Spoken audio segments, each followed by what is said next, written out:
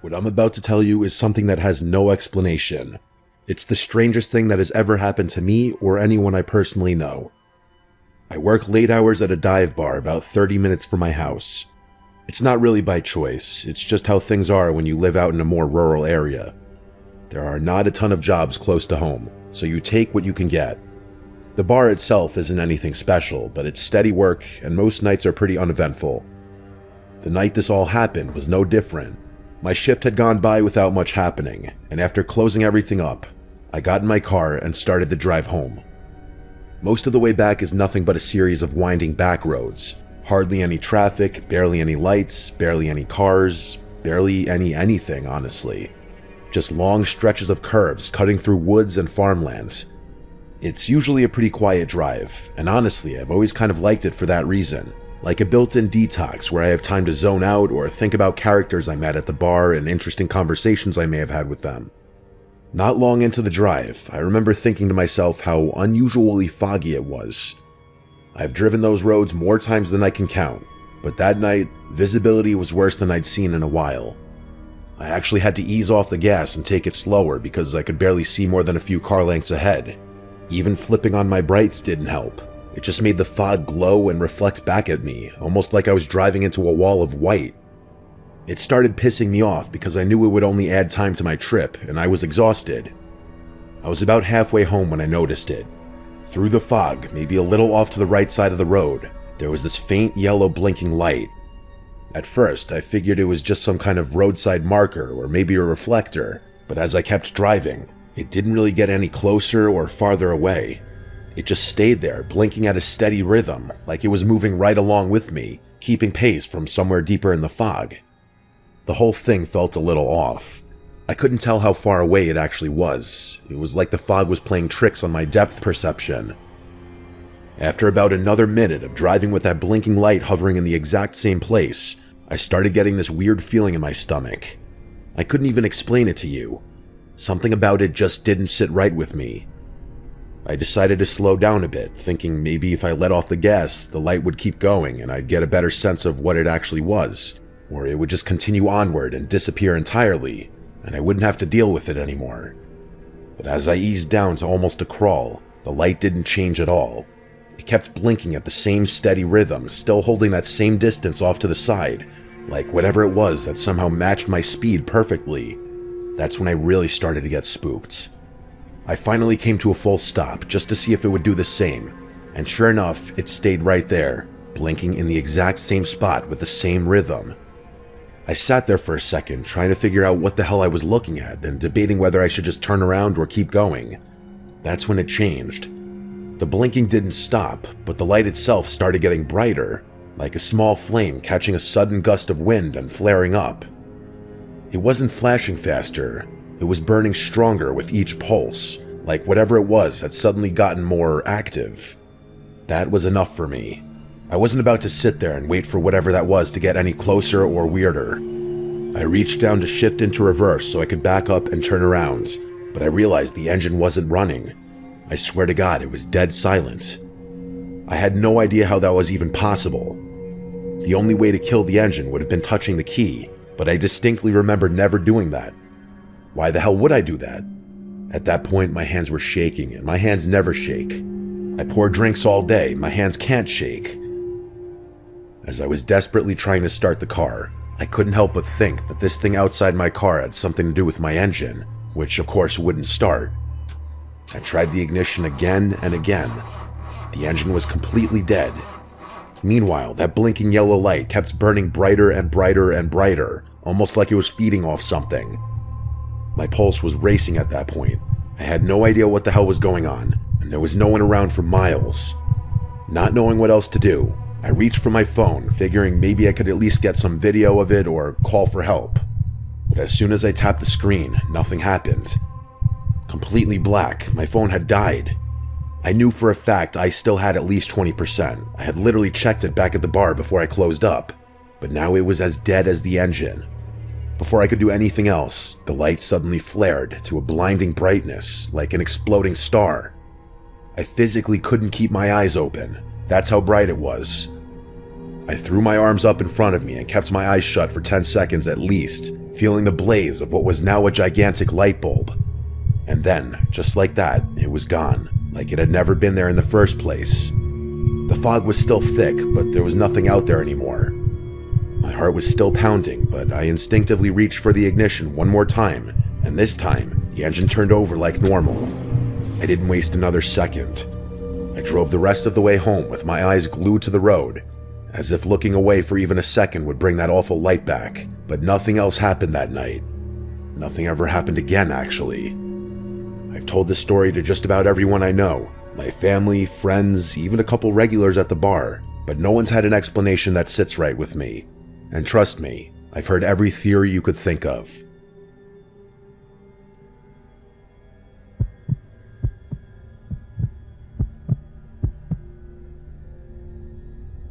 This happened a couple years back. I'm a long-haul truck driver. I've been doing this for years now, so I've gotten pretty used to the long stretches of nothing. This particular night, I was on my second-to-last delivery of a cross-state loop, just trying to knock it out so I could get home. The route had me cutting through one of those desert highways that barely get any traffic at night. No towns for miles, no gas stations, barely even any lights. Just a 2-lane road slicing through open desert under a sky full of stars. It's the kind of drive where you start to feel like you're the only person left on the planet. I was about an hour out from my next drop-off when I first noticed it. I glanced into one of my side mirrors and was kind of surprised to notice a dark SUV back there, trailing me. It wasn't riding my bumper or anything aggressive like that. It was actually keeping a pretty wide distance, but it was definitely following. No matter how fast or slow I went, it adjusted to match. For nearly 40 miles, it just hovered there in my mirrors. Always visible, always keeping that same strange gap.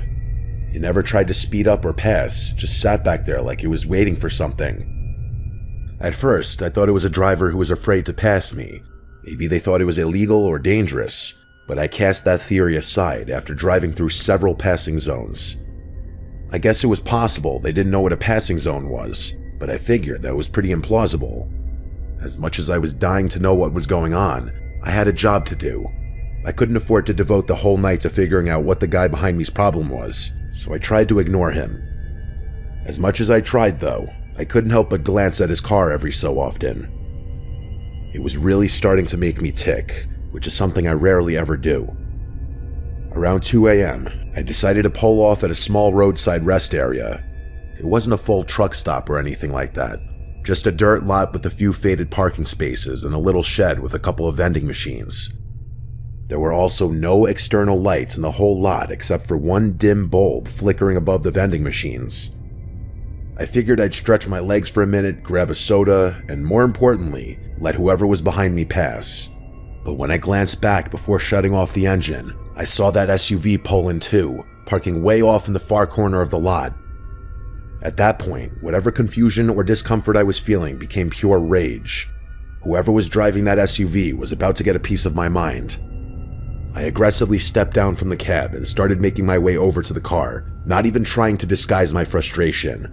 But as I was stomping my way over there, whoever was inside must have realized that I was about to confront them, because before I could even get close, the SUV's engine suddenly flared to life and they peeled out of the spot like they were running from the cops, kicking up a huge cloud of dust and gravel. As they sped past me, I tried to catch a glimpse of the jagoff who was behind the wheel, but the windows were tinted and I couldn't make anything out. I watched as the car got back on the highway, tires still screeching. Within seconds, it was gone. Just a flicker of red taillights that quickly receded into nothingness. Part of me was relieved. I wouldn't have to deal with that nuisance anymore, and I could finally go about my night in peace. But another part of me was deeply unsettled. I had basically confirmed to myself that whoever was driving that car had been following me for some unknown reason. And what's worse, they clearly didn't want me approaching their vehicle, so their intentions must have been hostile. As I was returning from the vending machines, which coincidentally were completely unstocked, so that had been a huge waste of time, I only then realized how tired the whole encounter made me. My energy was zapped, and the last thing I wanted to do was get back on the road. I figured I'd earned at least a short break after all that, just a quick nap, an hour or two to recharge before finishing the route in the morning. I did a quick walk around the rig. I made sure the cargo doors were still locked and everything was secured tight, then climbed back into the cab. I reclined my seat, cracked the window slightly to let some air in, and settled in for a bit of rest. The lot was dead quiet by that point, and for the first time all night, I actually started to relax. My logic was that even if that person did mean me harm, there's no way they'd turn their vehicle around just to continue harassing me. Even if they did want to come back, finding the lot again would be next to impossible. They'd have to search blindly in the middle of a pitch-black desert. The combination of my exhaustion and newfound comfort made falling asleep really easy. If I had to guess, I'd say I fell asleep that night in a matter of minutes. I should probably mention that I'm a really light sleeper. Like, really light. You kind of have to be in this line of work. Sleeping in sketchy roadside places so often builds a third eye, so to speak. If someone's messing with your rig while you're asleep, your entire livelihood could be at risk. Not to mention your life. So yeah, the ability to wake up to even faint sounds could be the difference between job and no job, life and death. Maybe an hour after falling asleep, you guessed it, I was woken up by the faintest little noise, a light crunching sound like footsteps pressing into the loose gravel. Even though I was still groggy, I had enough sense to keep quiet. I cracked the corner of one of my window blinds to take a look outside, and sure enough, there were two figures standing near the rear wheels of my trailer. They were crouched down low, inspecting the lower latch mechanisms like they were trying to figure out how to open them without making too much noise. They were keeping pretty quiet, but I noticed one of them had a small flashlight, using it to signal back and forth to the other. I couldn't make out any faces, but it was clear as day what they were doing. I didn't have any weapon on me. I usually don't, but if it came down to it, I was fully prepared to defend my rig and load. That's my life. As I watched, one of the guys reached into a small bag and pulled out what looked like a pair of bolt cutters. That was it. Without even thinking, I slammed my palm down on the horn, sending the truck's air horn blaring.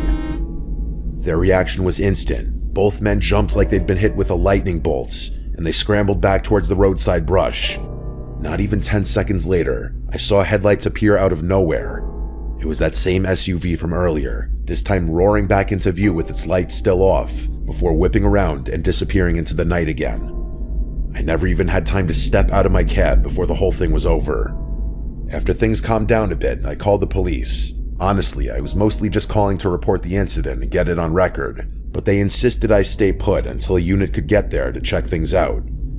It took a while, but eventually 2 officers showed up and helped me inspect the truck. Sure enough, there were fresh pry marks along one of the lower lock arms on the back of my trailer, right where those guys had been messing around. Fortunately, they hadn't gotten it open. The officers told me they'd seen this kind of thing before. Cargo thieves. Apparently it's a lot more common along that corridor than most people realize. They figured the SUV had been following me for a while, waiting for the right time to strike. This remains the most unsettling thing that has ever happened to me.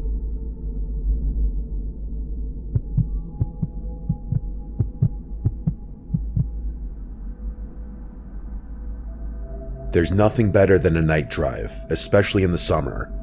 Picture this, the warm summer breeze flowing through the open windows of a speeding car cutting through empty stretches of endless highway. Well, that's what it's like around my neck of the woods anyway.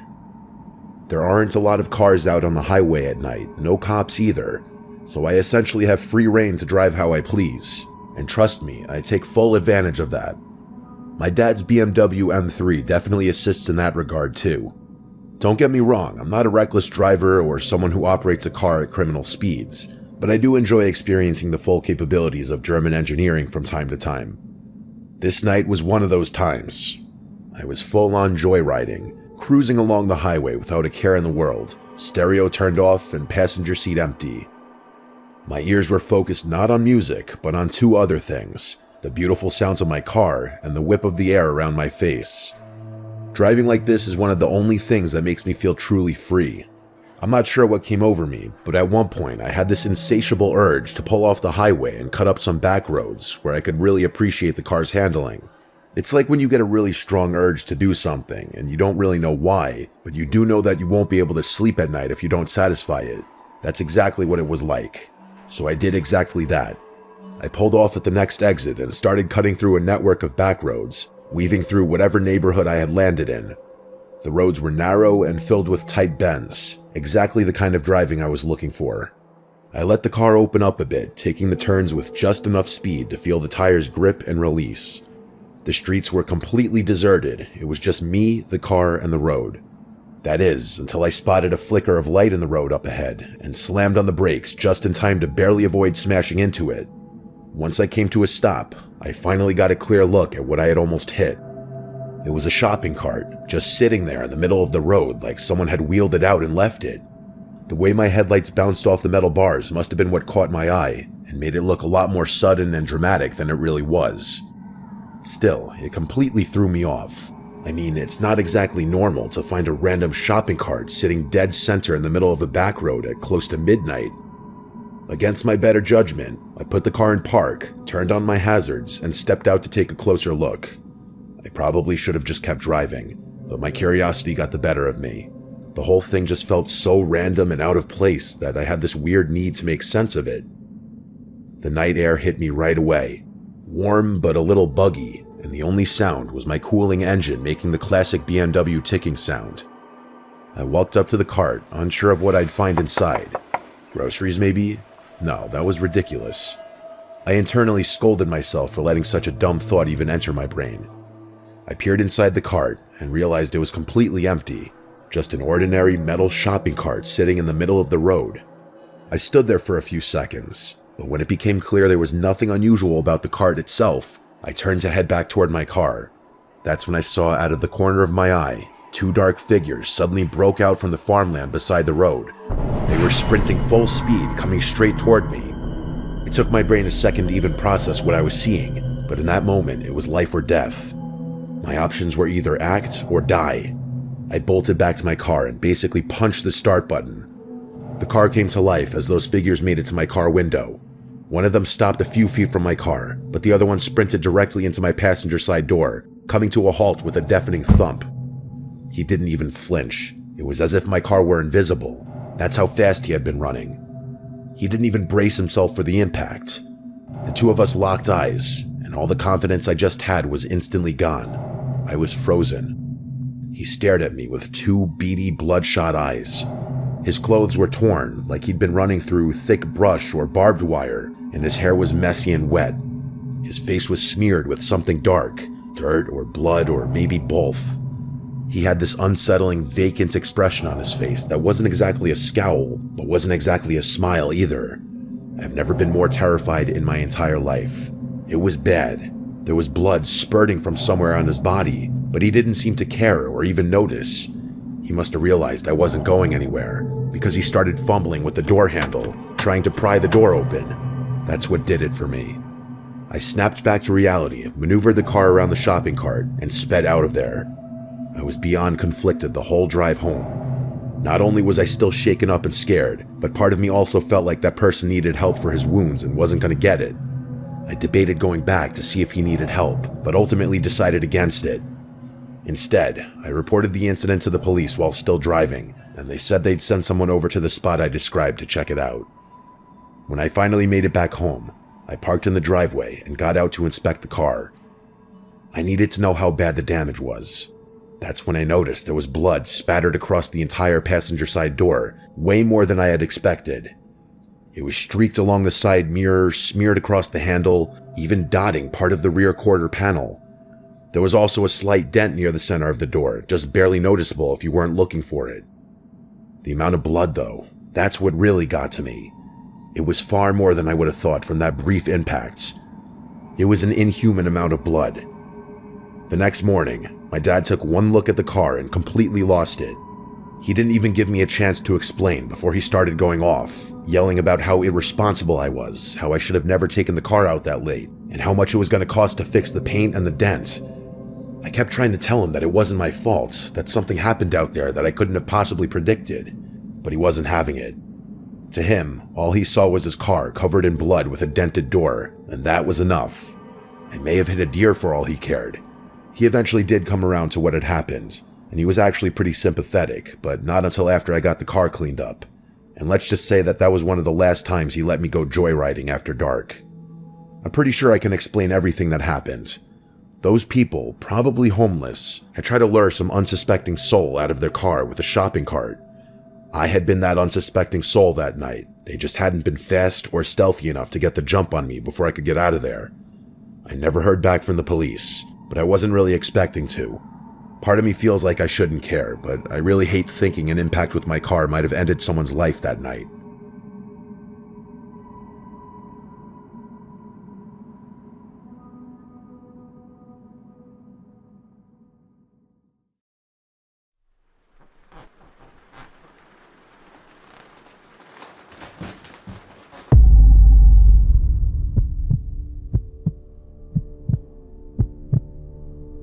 When I was a kid, the attic always scared me more than the basement did.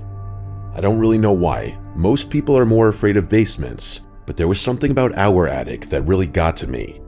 If I had to guess, I'd say it was because our attic was slightly unconventional compared to what you're probably picturing. For starters, it was surprisingly spacious. Most attics are typically cramped and congested, which makes sense, but our attic was built in such a way that you didn't ever have to crouch when you were up there. You might think that would imply we used it more often, the same way anyone would use excess space. But no. I'm not really sure why, but my parents treated it like a glorified storage room. That was its sole purpose. Thinking about it now, they honestly avoided it as much as possible. The other thing about it was that it had so many nooks and crannies built into it. What I mean by that is the space was broken up by odd beams and small changes in elevation, almost like a makeshift maze.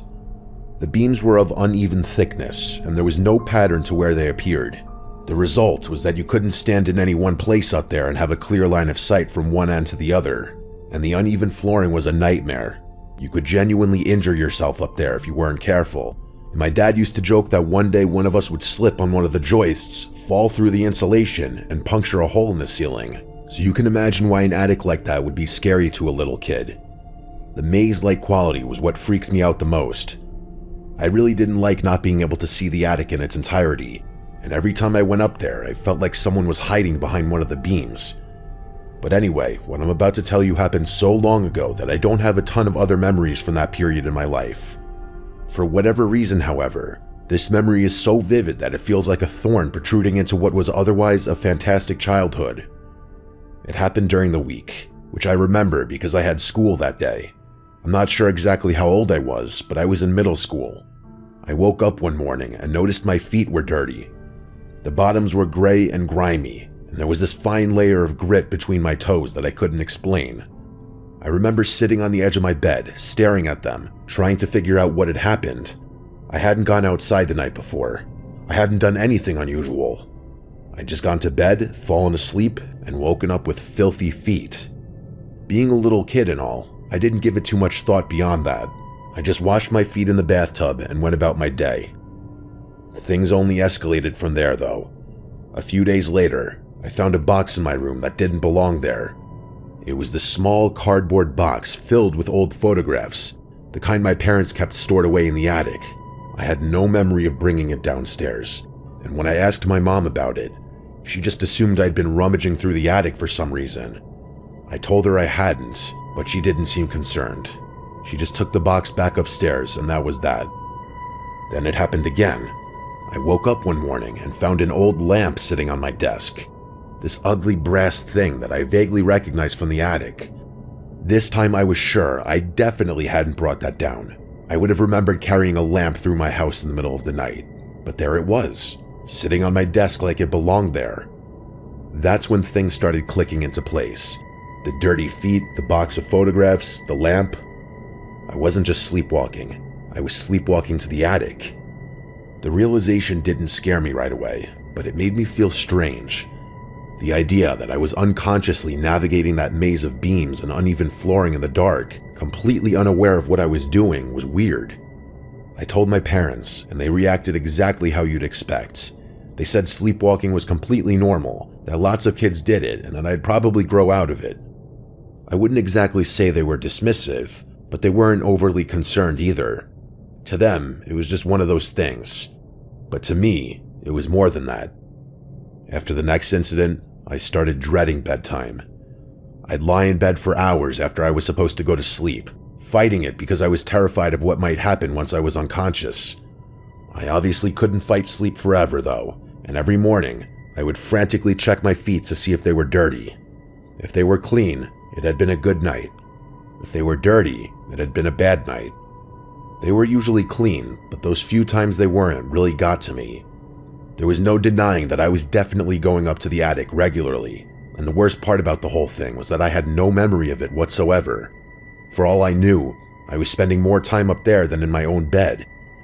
The fear I felt during that period was different from anything I had ever experienced. It was like this slow, creeping dread that never went away. It was awful, but nothing was scarier than what I'm about to say. I woke up one morning, only it wasn't morning. It was still dark out. It took me a few seconds to realize it, but I wasn't in my bed either. In fact, I wasn't even lying down. I was standing. That was the first thing I registered. I was standing upright in complete darkness, and I had no idea where I was. For a few seconds, my brain couldn't even process it.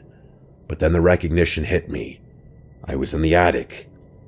The fear that washed over me was so intense that I almost couldn't breathe. I was in the attic in the middle of the night in pitch black darkness. I couldn't see a single thing, not the beams, not the boxes, not the hatch, nothing. Just absolute impenetrable black. And to make matters worse, I had no idea where in the attic I was. I stood there for what felt like an eternity, too scared to move. It was like sleep paralysis times 100. I knew the layout of the attic, but only vaguely and only from memory. I also knew there were obstacles everywhere. The idea of trying to find my way back to the hatch in complete darkness was almost unthinkable, but I couldn't just stand there forever. So I started moving, slowly and painfully. I was so scared that I actually started crying, but silently. The tears were just flooding down my face, and I felt like if I made too much noise, something was going to get me. It was the most terrified I've ever been, but I couldn't shake the feeling that I wasn't alone up there. I don't know what was giving me that thought, but I could feel something else there with me, something further in the dark, and as soon as I had that thought, I actually heard something. There was a soft thud from somewhere behind me. It honestly sounded like a footstep, or someone shifting their weight on the floorboards. I kept moving, but I heard the sound twice more, and both times it sounded like it was coming from a different spot. At that point, I was convinced beyond a shadow of a doubt that there was something else up there with me. I don't know how long it took me to find the hatch, but I eventually did find it. I went straight to my parents' room and woke them up. I was full on bawling at that point. I couldn't hold it in anymore. I told them what had happened, how I'd had to find my way back in the dark. I told them about the sounds too, and that there was someone in the attic. I expected my dad to spring out of bed and rush up there with a baseball bat, but he didn't. They didn't even really take me seriously. My mom just hugged me and told me it was okay, that sleepwalking could be scary, but it wasn't dangerous. My dad offered to put a lock on the attic hatch if it would make me feel better, and I said yes, obviously. But I knew what I heard. I insisted that they at least check the attic, and my dad finally agreed. As I was watching my dad climb up there was a part of me that genuinely thought he wasn't going to make it back. But not 2 minutes later, he was already climbing back down the ladder. He told me there was nothing up there and to go back to sleep. So that's what I did, but lying in bed after that experience was the worst night of my life. After that, the sleepwalking did stop. I'm not sure what I would have done if it had continued, and speaking of that, I've never been able to fully accept the sleepwalking explanation. I know that's the most logical explanation. Sleepwalking is a real thing that happens to people, and there's nothing supernatural about it. But there's this part of me that can't let it go. The way I always ended up in the same place, the attic, never anywhere else in the house, and the way I was apparently capable of navigating the maze of beams and obstacles in complete darkness without even hurting myself. And most of all, that night I woke up standing in the dark. The sounds I heard. I still believe there was something up there with me, I really do. What it was, I have no idea. I'm obviously a lot older now, and I've brought these concerns up to my parents several times, but they always give me the same dismissive answers. It almost feels like they themselves don't want to think about it, which also doesn't make much sense to me. I doubt I'll ever get the answer I'm looking for.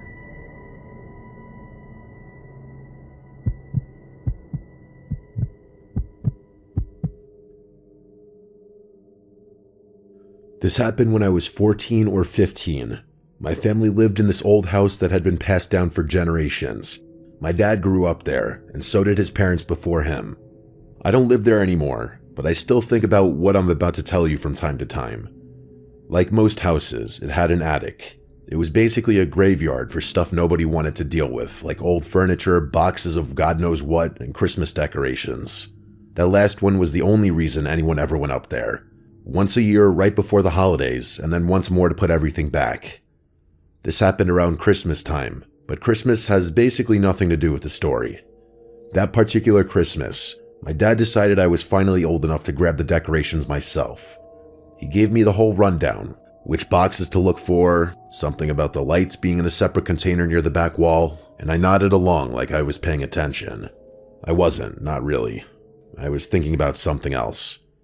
We finished talking and he sent me up to the attic. I climbed the ladder and pulled down the little chain to turn on the light.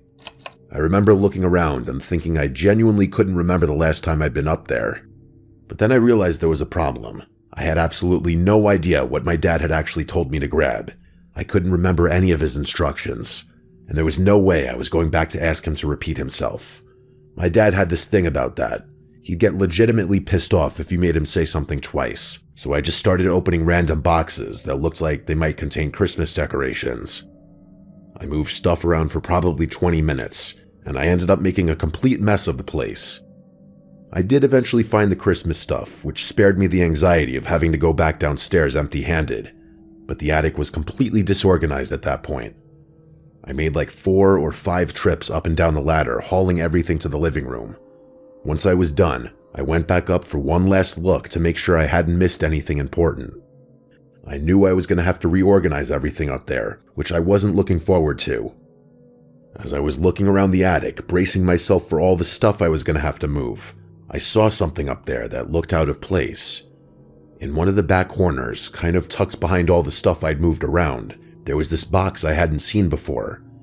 It was black and didn't look like a flimsy cardboard box, but something sturdier, like a document box or one of those fireproof things. Despite the heavy-duty look, it somehow looked older than everything else up there. Being a curious kid and all, I obviously opened it. Inside were papers, dozens and dozens of them, like an alarming amount. Notebooks, loose pages, some hand-drawn maps, even a few pages of what looked like sheet music. And the one thing they all shared was that they were all completely covered in handwriting. The maps, the notebooks, even the sheet music. I started going through it, trying to figure out what I was looking at. The handwriting was difficult to decipher at first, but the more my eyes adjusted to the lettering, the more I was able to understand. None of the pages were dated, but they seemed to be stacked in chronological order, older stuff on top and newer entries near the bottom. I was so intrigued by that box and those papers that I told myself I wouldn't go back downstairs until I had read each one. The earliest entries were boring. Weather stuff, household tasks, random thoughts about the day. It kind of resembled a disorganized diary, and I was very quickly able to gather that whoever was responsible for writing it all was someone who had previously lived in that house.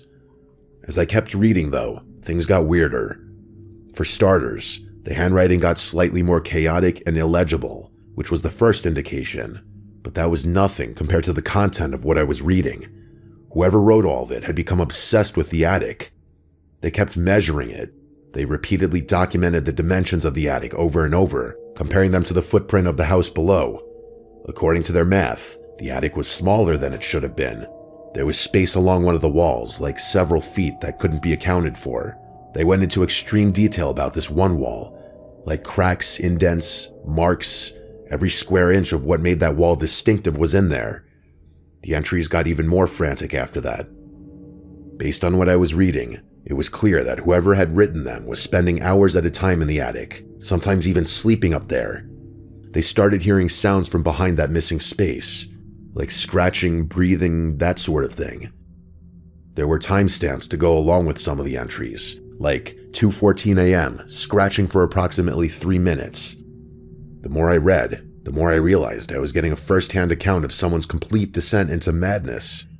There was nothing coherent about any of it, and I didn't believe what they were writing for a second, but it only got worse. The final pages weren't even sentences anymore, just tally marks, Rows and rows and rows of them, counting something I couldn't identify, and then the entries just stopped. Either the person had stopped writing them, or that was as far back as the record went. By the time I got through everything, I was genuinely shaking. I wanted to put everything back where I had found it, go back downstairs, and purge the memory of ever reading it from my brain, but there was something I had to do first. My eyes went straight to the wall the writer had been so fixated on, and the moment I realized there were actually some marks in it, I started feeling sick. I examined the wall, and some of the indents and cracks seemed to line up almost exactly with what that guy had been saying. It was a type of freaky I had yet to experience. I can only describe it as the feeling of being watched, but from multiple different angles. I could picture that guy clawing at the attic wall in a fit of lunacy. It felt like he was in there with me. Suddenly, I didn't want to spend another second in that attic. I grabbed the black box and went straight to my dad. He was just as shocked as I was. He had absolutely no idea what any of it meant, and he had definitely never seen it before.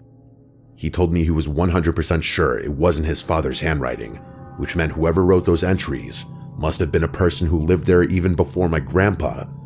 The thing was, his parents were both gone, and he knew absolutely nothing about the people who had lived in the house before them. My dad went up to investigate, and to my surprise, he took me with him. I felt a lot safer having him with me, so I didn't argue. I stood off to the side while my dad inspected the wall more meticulously than I did, using some of the pages as a guide. After a few minutes, he froze up like he was thinking. I thought he had given up, but he turned to me and told me he was going to rip the wall down. I was actually kind of shocked by that, but I was in no position to oppose him. So that's exactly what he did. He ripped that wall down with some tools from the garage, and what we saw was shocking. The writer had been right. There was a space back there, a lot of space. It was several feet deep, and it ran the whole length of the wall, but that wasn't even the worst part. The walls of the hidden space were covered in markings. Black lines, symbols, shapes I didn't even recognize. They covered almost every surface. I don't really know how to describe it, but those marks were something else entirely. They didn't look like writing. The implication was even worse than that, though, because my dad and I soon realized that there was no alternative entrance to that hidden space. So how could someone have ever gotten in there in the first place? My dad and I just stood there, completely overwhelmed by what we were looking at. Eventually, once the initial shock wore off, we confirmed there was nothing else in the space, and there wasn't. The entire room was empty with the exception of whatever was drawn all over the walls. Things didn't end there. The more we thought about the situation, the less it made sense. At one point, my dad pointed out that whoever wrote those notebooks, whoever had been so obsessed with documenting every little detail, did not seem like the type of person who would so neatly organize everything in a little box and tuck it away in a corner. Compulsive behavior doesn't end with tidy archival work. That thought hadn't occurred to me until that moment, but I had to admit, he was right. But that could only mean that someone else had compiled the collection. My dad was 2 steps ahead of me. I watched as this unreadable look washed over his face. It looked like a mix of sadness and confusion. He was quiet for a little, then said it must have been his father, my grandfather. He must have found the writings at some point, gathered them together, and stored them in that box. There wasn't much to do after that. My dad admitted years later that his dad having withheld something like that from him, and why he would even do that in the first place, was something that would eat at him forever. And I don't blame him. As for me, I don't really know what to make of any of it. It happened so long ago that I don't think it matters anymore, but if I think about it for long enough, I can still freak myself out. I don't think anyone can rationalize it. There's no reasonable explanation. I used to think that whoever had written those entries was the same person who had scratched up that hidden space, and that they were probably just insane. But there were things in those pages that someone could only know after the wall was put up. But with the wall being up, there was no other way into that space. It truly makes no sense. My dad wouldn't let me keep the box when we ultimately moved out of that house. For all I know, it's still up there in that attic. All I know is this is a mystery I'll take with me to my grave.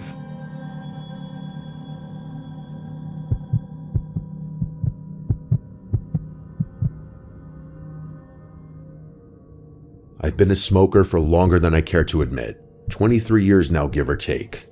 At this point, it's less of a habit and more of a ritual, something to keep my hands busy or to mark the end of a day. The thing is, I refuse to smoke inside. My parents were the same way when they lived here, even though my dad smoked cigars on special occasions. I inherited this house from them about 4 years ago when they finally pulled the trigger and moved down to Florida. They'd been talking about it for years, and I think they just needed to know the house would be in good hands before they could actually leave. I was divorced, living in an apartment that was way too small and depressing, so the timing worked out. My only complaint now is that the house actually feels too big, which sounds absurd until you realize it's a 3-story colonial and I live alone. The house also has this big backyard, probably close to an acre if you count the wooded part, and I've gotten into the habit of taking these late night walks out there while I smoke. It's peaceful. There aren't any neighbors close enough to bother me, and the only light out there comes from my house, so usually it's just me and the crickets and whatever's rustling around in the trees. I usually do a full loop around the property line, which takes about 10 minutes if I'm not rushing. It's become my version of meditation, I guess, or maybe just my excuse to smoke in peace. There is one thing that needs to be known about the house. The house itself is incredibly old. It has the creaky floors, drafty windows, all of that stuff. It's practically impossible to walk around in there without making noise. It also has an attic, which is accessed through this pull-down ladder in the upstairs hallway. It's essentially a big storage room, and I only go up there when I need to grab decorations or store some of my parents' stuff that I don't know what to do with, but I don't want to throw away. There's a tiny little window up there too, which overlooks the backyard. It's maybe a foot wide, original to the house, and it kind of looks out of place against the rest of the house. I've looked up at that window hundreds of times during my walks. It's never caught my attention before. That is, until about 3 weeks ago. I was doing my usual loop, halfway through a cigarette, when I happened to glance up at the house. I don't know why. I wasn't thinking about the attic or anything. My eyes just drifted upward, and for a split second, I could have sworn I saw something move behind that little window. I stopped walking and just stood there in the middle of the backyard, staring up at the attic. The window was dark, obviously. There's no light up there unless you bring a flashlight, but I was almost positive I'd seen movement. A shape passing in front of the glass maybe, or something shifting in the darkness behind it. I told myself I was being ridiculous. I'd probably just seen a reflection of a cloud or a bat flying past or something. I finished my cigarette, went back inside, and didn't think about it again. The next night, though, I saw it again. This time I was sure there was definitely something moving up there beyond just a reflection or a trick of the light. Something was in my attic. My first thought was that it was an animal. Squirrels get into old houses all the time, and I wouldn't have been surprised if there was a gap somewhere in the eaves. But then I started thinking about what kind of animal would be big enough to see from that distance, and I didn't like any of the answers I came up with. I went back inside and stood at the bottom of the stairs, looking up at the hallway where the attic access is. I didn't hear any scratching or scurrying. I actually didn't hear anything for that matter, which didn't make sense. I really didn't want to go up there, but I had no choice. If something was in my attic, I needed to know about it. So reluctantly, I turned on my phone flashlight and pulled down the ladder. It was especially nerve-wracking because the layout of the attic meant I'd have to go up blindly. If there was something lurking just beyond the opening, I wouldn't be able to see it. I climbed up slowly, trying to convince myself I wasn't scared out of my mind. But I was, and my fears were almost immediately justified. I was not prepared for what I saw up there. It wasn't an animal that was up there. It wasn't a person either. The attic was a complete disaster. I don't mean messy, I mean destroyed. Everything was in complete disarray. There wasn't a box or bin unturned, but I wasn't thinking about any of that. All I could think about was the black paint, or at least what looked like black paint that was smeared across every wall up there, including the ceiling. It was disturbingly thick, almost chunky, but the worst part by far was how wet it looked, as if it had been smeared only moments earlier. It was still dripping in some places, so I was 100% sure it was fresh. That initial glimpse freaked me out so much that I genuinely almost fell off the ladder. I don't know why, but seeing that dripping paint terrified me to the point that I felt like I couldn't breathe. My brain immediately jumped to the worst possible conclusion. Some freak was in my house. I did one quick sweep of the attic with my flashlight to make sure there was no one in there, and that was it for me. I practically fell down the ladder in my rush to get back to the second floor. In a matter of seconds, my fear became anger. I was going to find this person, and I was going to defend myself. I started tearing through the house, checking every room, but I didn't find anything. And the more I looked, the more discouraged I got. The adrenaline was also starting to wear off, and I was becoming much more afraid again, which didn't help matters at all. I cleared the house and went back upstairs to my bedroom, thinking maybe I had missed something. But even after checking the whole room again, I didn't find anything. The moment I paused to take a breather, though, I heard something. 2 thumps, then what sounded like something heavy being dragged across the floor. The sounds were coming from directly above me, which could have only meant one thing: the attic. How stupid of me. Whoever was up there had probably never even left. They had probably been hiding behind one of the overturned storage boxes. I don't know where the courage came from, but something in me snapped. This was my parents' house, and whoever was up there violated it. Before I could talk myself out of it, I ran downstairs to the kitchen and grabbed the biggest knife I could find, and you best believe I was ready to use it. I went back upstairs and pulled the ladder down again. My hands were shaking so badly I could barely grip the rungs, but I forced myself to keep climbing. And then I just started screaming like a full-on lunatic. I burst through the attic opening, yelling at the top of my lungs, waving the knife around like some kind of maniac. Part of it was anger, but honestly most of it was fear. I stomped around the attic as aggressively as I could, flipping boxes and screaming the whole time, but there was no one up there. I was sure about it this time. My attic isn't that big. It's just one big space, so there's quite literally nowhere to hide. There was something up there though, something new. Seeing it killed every ounce of bravery I had managed to scrape together. There were scratch marks everywhere. Long, deep gouges in the wooden beams and floorboards, like an animal had been clawing at them. The paint from before was still there, but the scratches were layered over everything, and after seeing that, I was done. I ran back down to the first floor bathroom, locked myself in there, and called 911. The police arrived maybe 15 minutes later. 2 officers went up to check the attic while I was waiting downstairs with the 3rd one. When they finally came back down, all they could tell me was the attic was empty. They also told me they couldn't find any gaps anywhere up there. So whoever had vandalized my property and terrified me must have left through the house. I insisted that their explanation was impossible. I would have heard them leave. Like I said before, the house is incredibly creaky, so even the slightest step is enough to make a sound that I would have heard, even from a floor down. But there was nothing else the officers could do, and nothing else they could tell me, so they left. It's been 3 weeks since that night, and luckily there haven't been any further incidents. So I guess I have no choice but to believe that some homeless person snuck into my attic, vandalized it for whatever reason, and left without me noticing. But the problem is, I don't believe that. I really don't know what to make of all of this, but I refuse to believe that some homeless person caused all of it. It's something worse than that. I still haven't been back up there, even to clean the paint. I really don't know what to do.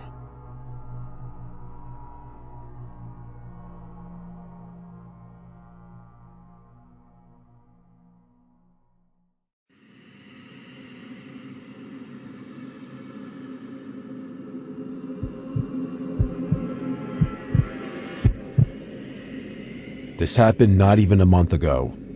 I'm a senior in high school, and I've lived in Nevada my whole life. There's not a whole lot to do here, but one thing my friends and I have always been into is urban exploring. We'd look for abandoned buildings, old service tunnels, dead malls, anything that felt forgotten.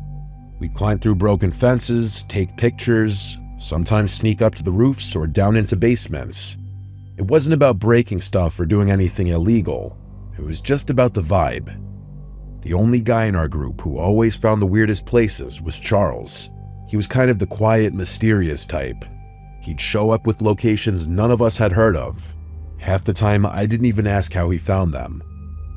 One day, he sent us a screenshot from some sketchy Instagram account.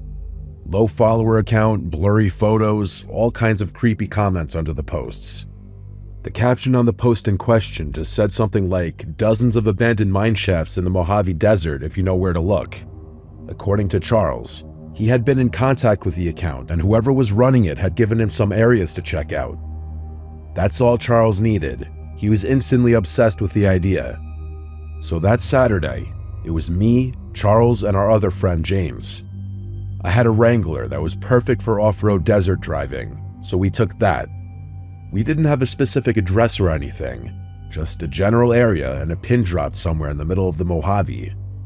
The spot Charles had marked was way off in the desert, like really far from anything.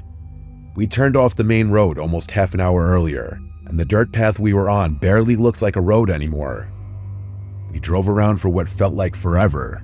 No signs, no structures, no landmarks, just endless nothing.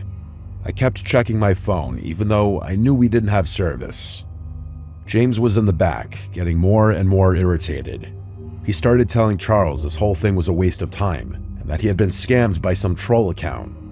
Charles insisted that we keep looking, so we did. He's always been stubborn with navigation, so I figured I'd indulge him a little while longer.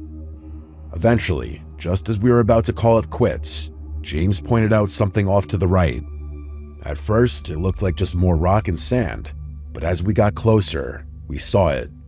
This half-collapsed wooden structure built into the side of a slope. Part of the entrance looked like it had been caved in, but you could still see a dark hole behind the support beams. It wasn't huge, but it was definitely man-made, definitely a mine shaft.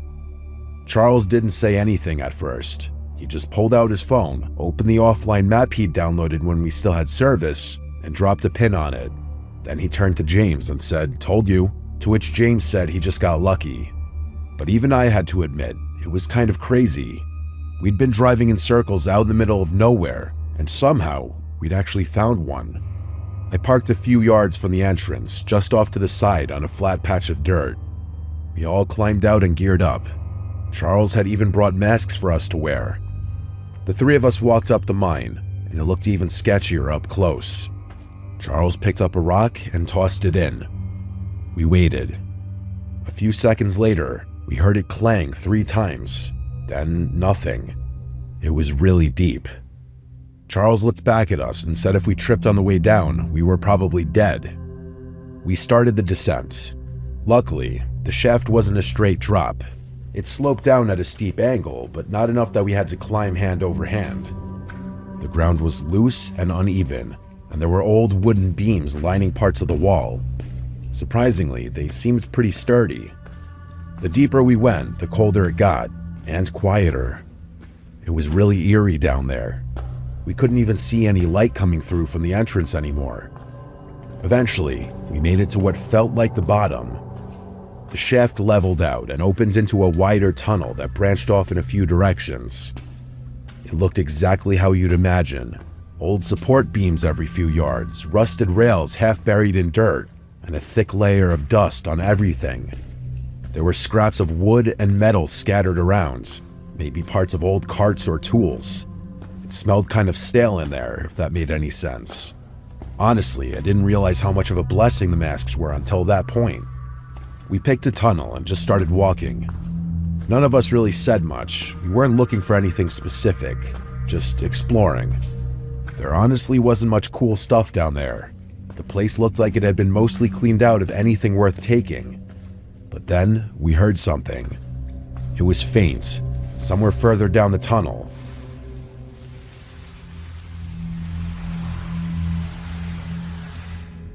It sounded like something being dragged. At first, I thought I imagined it, but I looked over and saw Charles had stopped too. James motioned for us to turn off our flashlights, so we did. We just stood there in total darkness, listening. The sound came again. It was a sort of scraping sound, like metal or maybe even wood being dragged along the ground. It was hard to tell with the echo, but it seemed like whatever it was getting closer. We stood there in the dark for maybe 30 seconds, maybe a full minute. It was hard to tell. The scraping sound kept coming, slowly getting louder. It didn't sound too close to us, but that didn't make it any less terrifying. Then, James accidentally flicked his flashlight on and then off again. I wanted to kill him. The scraping stopped and everything went silent. Then, out of nowhere, there was this loud metallic clang from somewhere deep in the tunnel. Like whatever was being dragged had just been dropped. And right after that came the most awful, demonic scream I'd ever heard.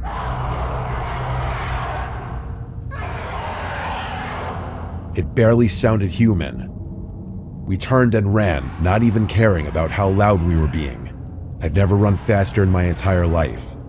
I could hear footsteps coming from somewhere behind me, and I thought I was going to have a panic attack. I was in the back trying to keep up, and then I tripped on something. One of my shoes came off, and I struggled to stay upright.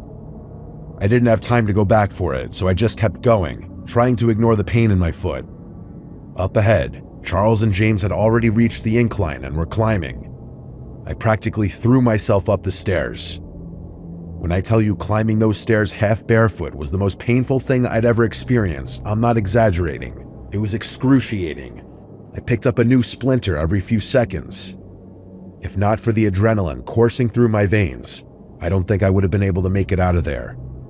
By the time I finally made it out into the open air, my foot was shot. I needed James and Charles to damn near carry me over to the car. I couldn't drive like that, so James jumped in the driver's seat. I barely got the door closed before he threw it in gear and floored it. I don't think we were followed up the shaft, but we weren't sticking around to find out. We drove in silence all the way to the nearest hospital. I thought the pain was going to make me pass out. I ended up having to get a tetanus shot, and even after all my wounds were cleaned and all the splinters were removed, I couldn't walk normally for days. A few days later, once I could walk without limping too bad, James told us he'd dropped his wallet somewhere near the shaft, probably when he was helping me get to the car. He hadn't said anything at the time, but now he figured it was worth going back. Just to the entrance, nowhere were we going back inside. So the three of us drove back out there using the pin that Charles had saved. Obviously, James's wallet was nowhere in sight, but we did find something. My shoe. It was sitting a few feet from the mine's entrance. I cautiously walked over to it and picked it up. It was torn up, like someone, or dare I say something, had bitten into it. There were literally teeth marks in my shoe, and entire chunks of it were missing. We didn't stick around much longer after that. None of us can come up with any rational explanation. You might be quick to just say it was some homeless person living down there, but if that were the case, how the hell had they managed to stay alive for so long? There was no food down there. What in the world would they eat? Charles said that Instagram account never responded to him when he DM'd him about what happened. It's going to be a long time before I do any urban exploring in the desert again.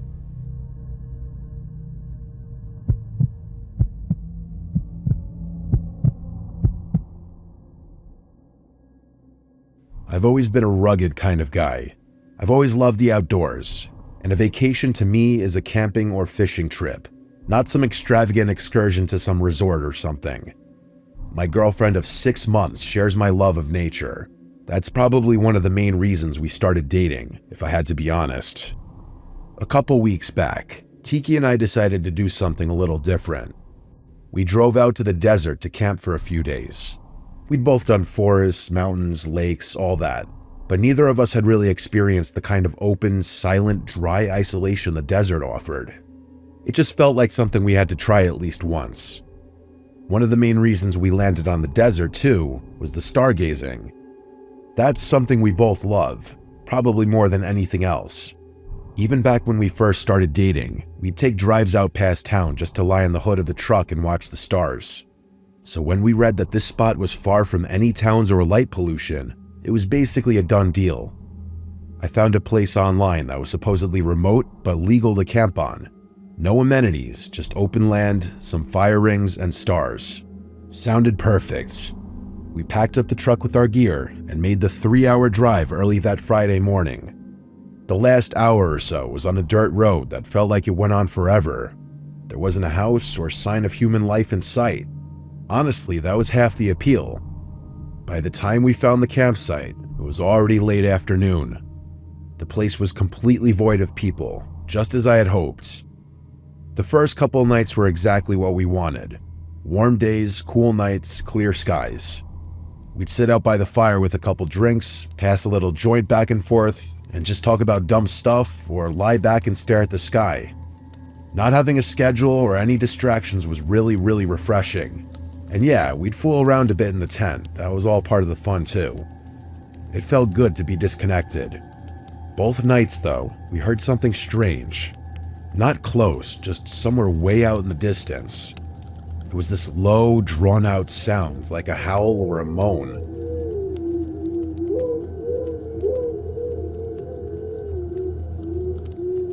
didn't really sound like a person, more like an animal. The first night, we both sort of paused when we heard it. Tiki looked at me like, "Did you hear that too?" And I nodded. But we ended up laughing it off.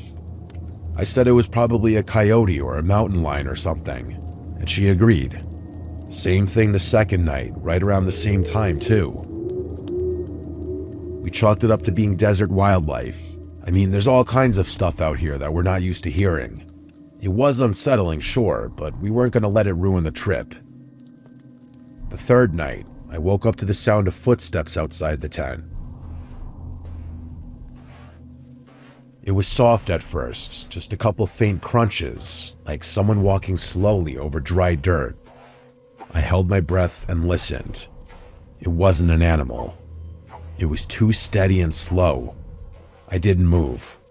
I wanted to grab the flashlight, wake Tiki up, and say something, but I couldn't. I was frozen. My heart was pounding and every muscle in my body felt locked up. The steps didn't go around the tent. They just stopped a few feet away, and for a long time, there was nothing but silence. I stared at the ceiling of the tent, barely blinking, waiting to hear something else. But whoever or whatever it was didn't make another sound. I waited there for God knows how long, praying they'd walk away. But then, out of nowhere, I heard a flick. That sharp, unmistakable sound of a lighter. A small orange glow appeared through the fabric of the tent, maybe waist height, a few feet off to the side. Whoever was out there held the flame steady for a few seconds, then started waving it around slowly. I didn't move. I just stared at it, trying not to make a sound. And then the flame got bigger, way bigger. It went from a flicker to a glow, like they'd lit something, a torch maybe. Then, without warning, the person dropped whatever they were holding. I heard it hit the dirt with a dull thump, and a second later, the side of the tent lit up. The heat came fast, way faster than I expected, and within seconds, the fire started spreading. That's what finally snapped me out of my haze. I woke Tiki up, and she immediately realized what was happening. We scrambled, no time to think. We started tossing our stuff out of the tent and onto the dirt. I'm not even sure we got everything. We sprinted out of the tent while the fire spread. Tiki grabbed one of our water jugs and dumped it on the fire, while I tried stomping out anything that had caught on fire. Eventually, we got it under control. Half the tent was completely ruined. I grabbed the flashlight and started scanning the area around the tent, looking for the person who had just tried to kill us, but there was no one. At least, no one I could see. Tiki started packing up our stuff, and I quickly followed suit. We started speed walking what we thought was the direction of the truck.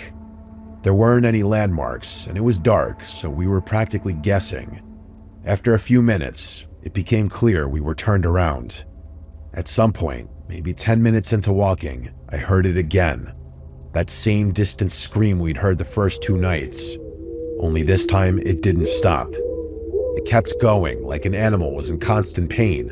And then another scream started from somewhere else, and then another one. They were all coming from behind us, but it was clear that there were multiple things out there. I didn't say anything. I just grabbed Tiki's arm and started moving faster. By some miracle, we actually found the truck. We practically threw all of our stuff into it, and I drove off as fast as I could. I couldn't go too fast though, the road was rough, and without any light besides my high beams, it felt like every dip and bend could flip us. After what felt like forever, we finally hit a main road. I didn't stop speeding until I saw other cars again. Tiki was holding it together, but I could tell she wanted to cry, and I was doing a really bad job of consoling her. We did call the police to report everything that happened. All I can think about all of this is how if I weren't such a light sleeper, my girlfriend and I could have been murdered that night in the middle of the desert.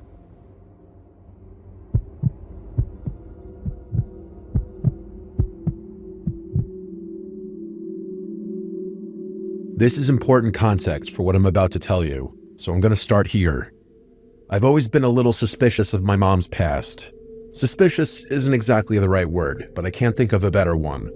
She was born in Mexico and spent her childhood there before moving to the States alone to pursue an undergrad degree. The rest is history. She found work, met my dad, and has lived in America ever since. I don't really know a lot about her life before America, and there's a part of me that thinks that's by design.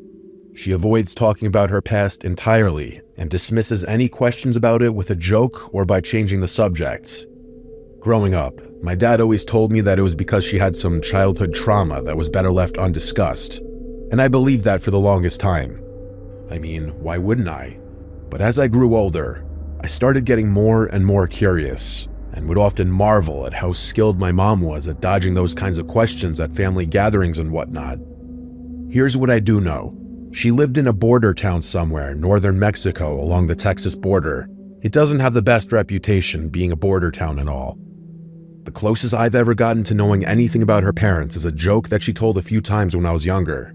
She would laugh that her dad's side of the family were the politicians and her mom's side were the crooks, but she was never able to tell which was which. I never read into it as anything beyond a cynical political joke, but as I grew older, I started wondering whether there was more truth to that statement than I had originally thought. Her dad worked for the government in some capacity, and she never spoke about her mother, not once. The only other piece of information I have is a name. I'm not going to write it out, so I'm just going to call him R. One night when I was around 10 or 11, I woke up in the middle of the night to use the bathroom. As I was walking past our living room, I heard my mom speaking in a quiet voice. I didn't understand Spanish, but she repeated R's name multiple times, the way someone talking about someone would, as opposed to someone speaking directly to someone. All the lights in there were off, so I couldn't actually see her, but I could hear her. Even though I knew it was just Mom, my young self was still a little scared of the dark, so I instinctively flipped the light switch on. She didn't scream or even react to the light. It was like she was anticipating that I'd be there. Instead, she immediately hung up the phone and glared at me with a look I had never seen from her. She told me to go back to bed, and I did. And that's it. That's basically all I know about my mother's past. A joke, her dad's very vague occupation, and the name R. What I'm about to tell you happened almost a year ago to date, and it's been on my mind a lot recently.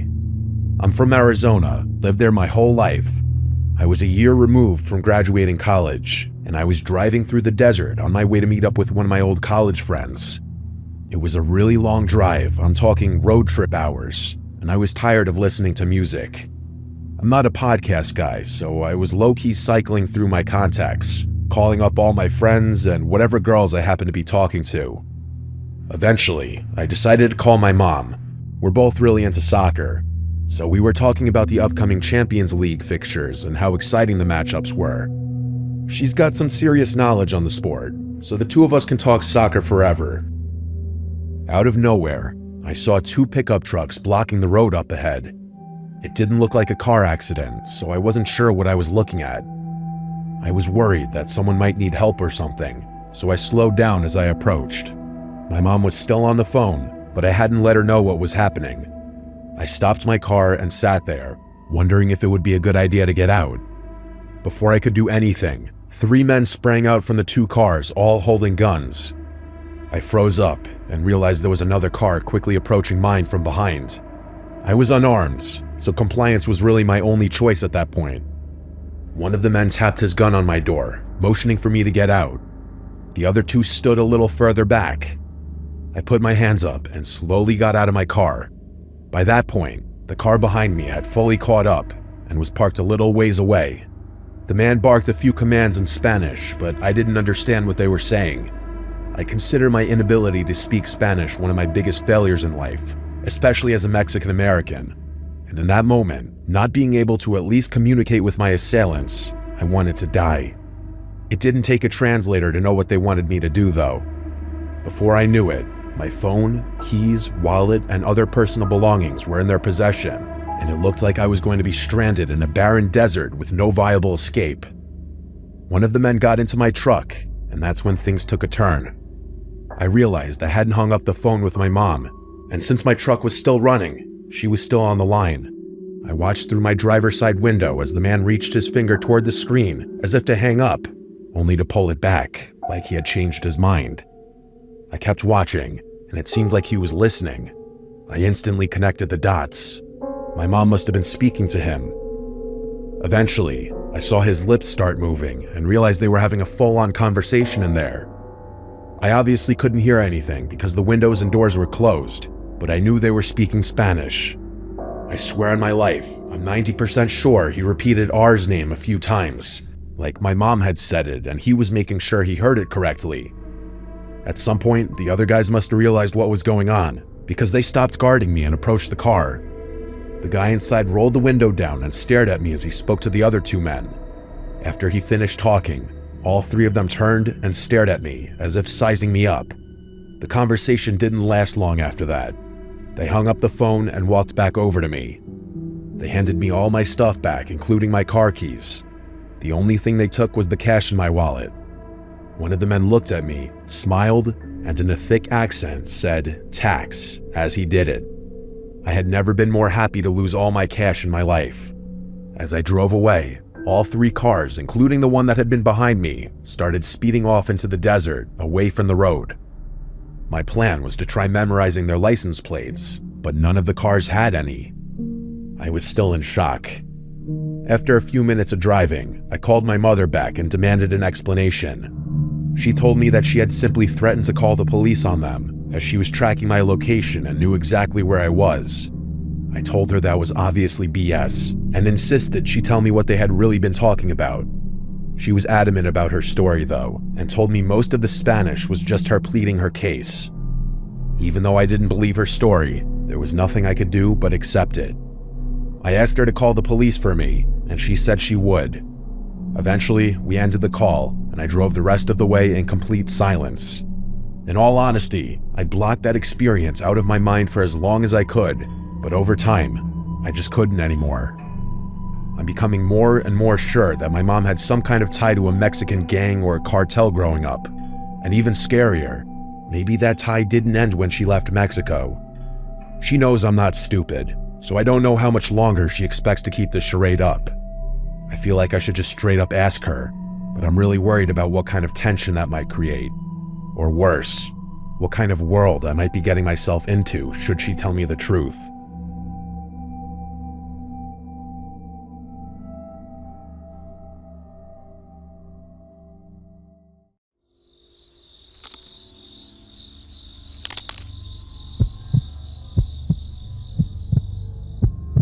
This happened back in 2017 when I was living in St. Petersburg, Florida. I've always been a homebody, so when my coworker Jenna, who is about 10 years younger than me, started relentlessly begging me to go out, I kept declining. She and another girl from work, Mira, were persistent though, and after weeks of asking, I finally gave in. I told Jenna I would join them for a night out the following weekend. As the weekend approached, Jenna came to my apartment. She wanted to leave her car there and have me drive, which immediately stressed me out. I had lived in St. Pete for 4 years, but since I rarely left my neighborhood, I knew nothing about local nightlife. The farthest I usually drove was 4 miles to the nearest Walmart. If I went any further, I'd be lost without my GPS. That evening, we got into my car and headed toward Mira's apartment. When we arrived, Mira wasn't quite ready, so we went inside and waited. Once she was ready, all three of us piled back into my car. Since I was driving, Jenna had to navigate. We eventually ended up at a busy club. We went inside, found a spot, and ordered some drinks. We hadn't been there long when Jenna said, "Hey, I'll be right back. I see someone I know." She then asked Mira to go with her. I remember feeling a sharp stab of annoyance. Why beg me to come out only to leave me alone moments later? But I waited. A few minutes later, Jenna and Mira returned, smiling. "My friend brought us around," Jenna announced, handing me a glass. I trusted her, she was my coworker, so I took the drink, as they did theirs. I believe Jenna's friend bought us 2 rounds each. It wasn't long after the 3rd drink that something felt terribly wrong. The room didn't spin, but a wave of thick, unsettling dread washed over me. I turned to Jenna and insisted we have to go now. The next few hours are a blur. I don't remember leaving the club, but apparently we did. The first thing I recall clearly is sitting outside Mira's apartment complex, still in the driver's seat of my car. I heard Jenna and Mira talking, and whatever they said, some combination of words I can't recall to this day, instantly triggered my fight or flight response. I didn't need to understand the words. My gut knew I was in danger. I slammed the car into drive and sped away. Whatever had been slipped into my drink was powerful. I wasn't a lightweight, and I'd only consumed 3 club drinks, which are often watered down. I was driving all over St. Pete, unable to focus, simply trying to figure out how to get home, but my mind was completely scrambled. At one point, I stopped at a red light. Suddenly, 2 figures appeared at my window, and then someone was pulling my car door open. I was in total shock. My car doors automatically locked the second I put the vehicle in gear. I still have no idea how they managed to open it. 2 strange men were actively pulling the door open, and the sight snapped me out of the mental fog just enough for me to hit the gas and flee the intersection. After that moment of sheer terror, the memory vanishes again. The next thing I remember, I was sitting in my car parked near a row of quiet homes. I was staring blankly at my phone, trying desperately to figure out how to operate it. But the drug had made me so paranoid and confused that the simplest action felt impossible. I looked around, saw no one, and convinced myself I was safe for the moment. I reclined the seat and fell into a deep, drug-induced sleep. I woke up around 5 a.m. with the drug wearing off. I was finally able to use my phone. I put on the GPS and drove straight home, collapsing into bed immediately. I woke up again around 11 a.m. to 20 missed calls, mostly from Jenna, but a few from a concerned friend. When I called Jenna back, she was frantic, demanding to know where I went. "What do you mean?" I retorted. "Your friend spiked my drink, and I wasn't sticking around to find out what was going to happen next," I told her. Jenna then let slip a chilling line. "Well, the spiked drinks weren't meant for you." That casual admission was all the confirmation I needed that she was involved. She quickly told me that she would stop by later to pick up her vehicle. Before she arrived, the memory of those 2 guys opening my door returned with jarring clarity. Had it been a hallucination, or was it real? I went outside to check my car. And there it was. The plastic casing of my driver's side door handle was completely missing. Whoever had been holding onto that handle when I sped away must have ripped it right off. The physical damage confirmed that the terror I felt wasn't a delusion. Someone had tried to get into my car while I was drugged, driving alone, and vulnerable. I was furious that Jenna had put me in such a predicament. I never spoke to her again. The moral of this terrifying story is simple, and it's the only reason I'm still here. Always trust your instincts. Your gut feelings are always right.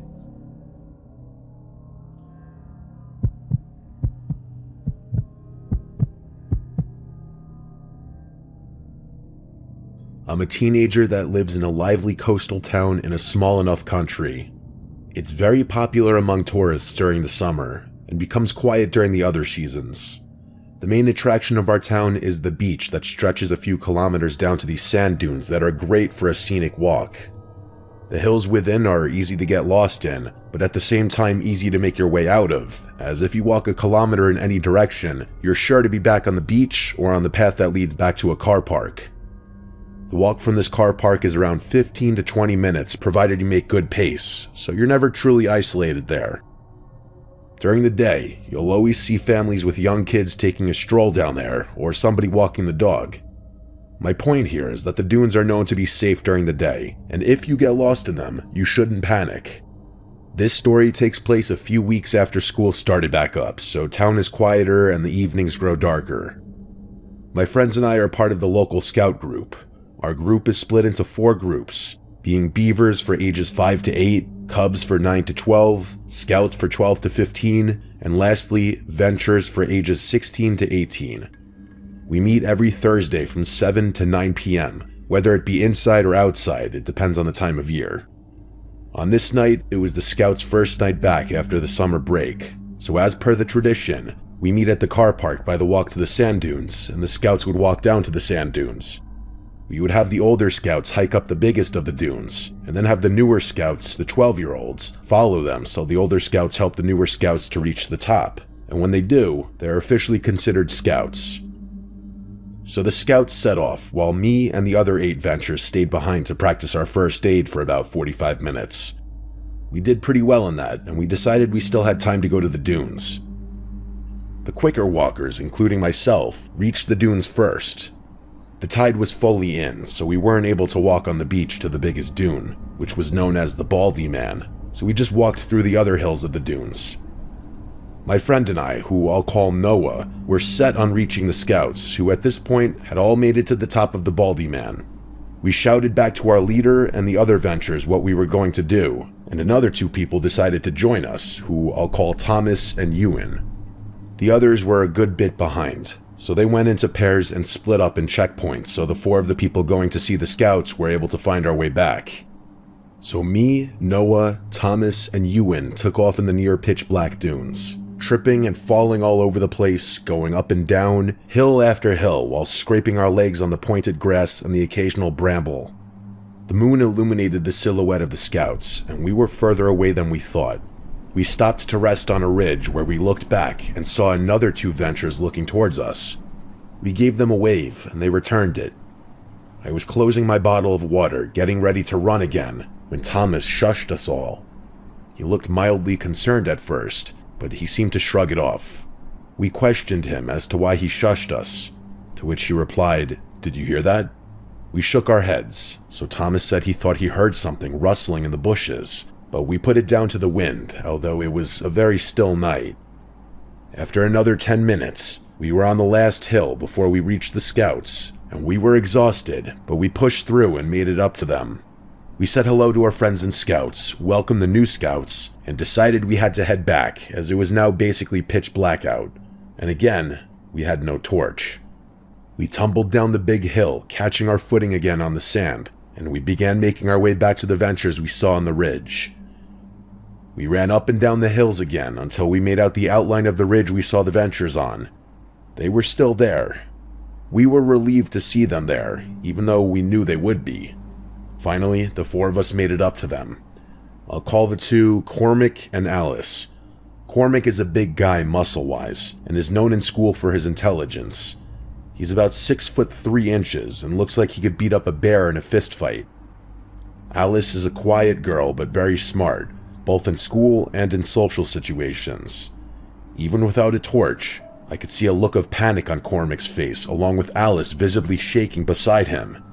"What's wrong?" asked Noah, speaking all our minds.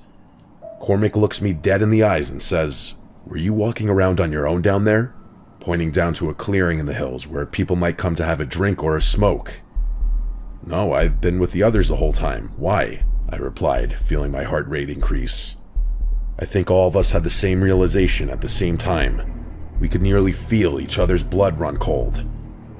Alice and I saw a man with his hood up, dressed in all black, circling this clearing, obviously avoiding us. "We thought it was you at first, but it was too out of character for you," Cormac said, looking at me.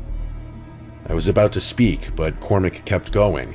He said, "When we waved at you from the other ridge, we hadn't seen this guy yet, but the minute you were off of it, we saw what I assume is the same guy standing where you stood, looking in your direction." It hit me then, and I had a constant shiver running through me. Thomas must have heard him moving around when we were up there.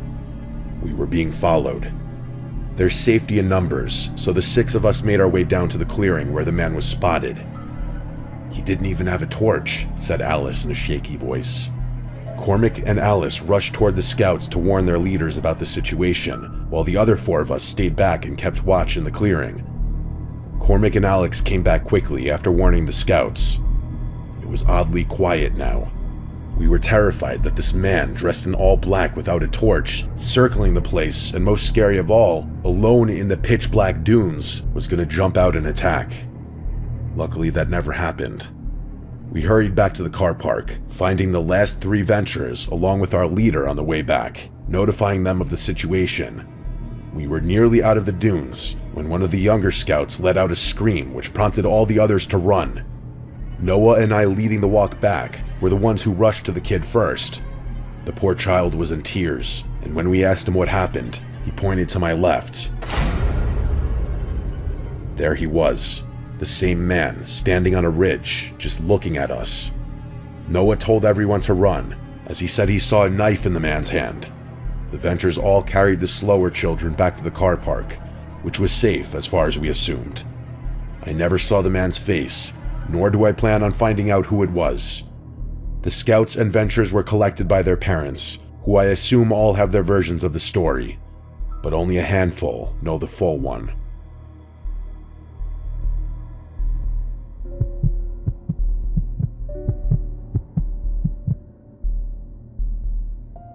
This happened when I was 22 years old.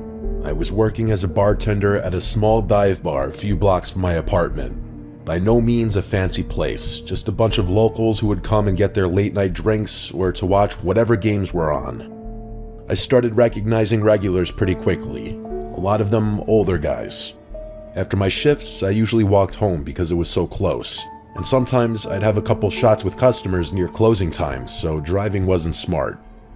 The walk only took about 7 minutes, and I had done it so many times that I never really felt scared before. There was one regular who always made me uncomfortable though. His name was Jared. I knew this because of his credit card. He looked to be around his late 30s, maybe 38.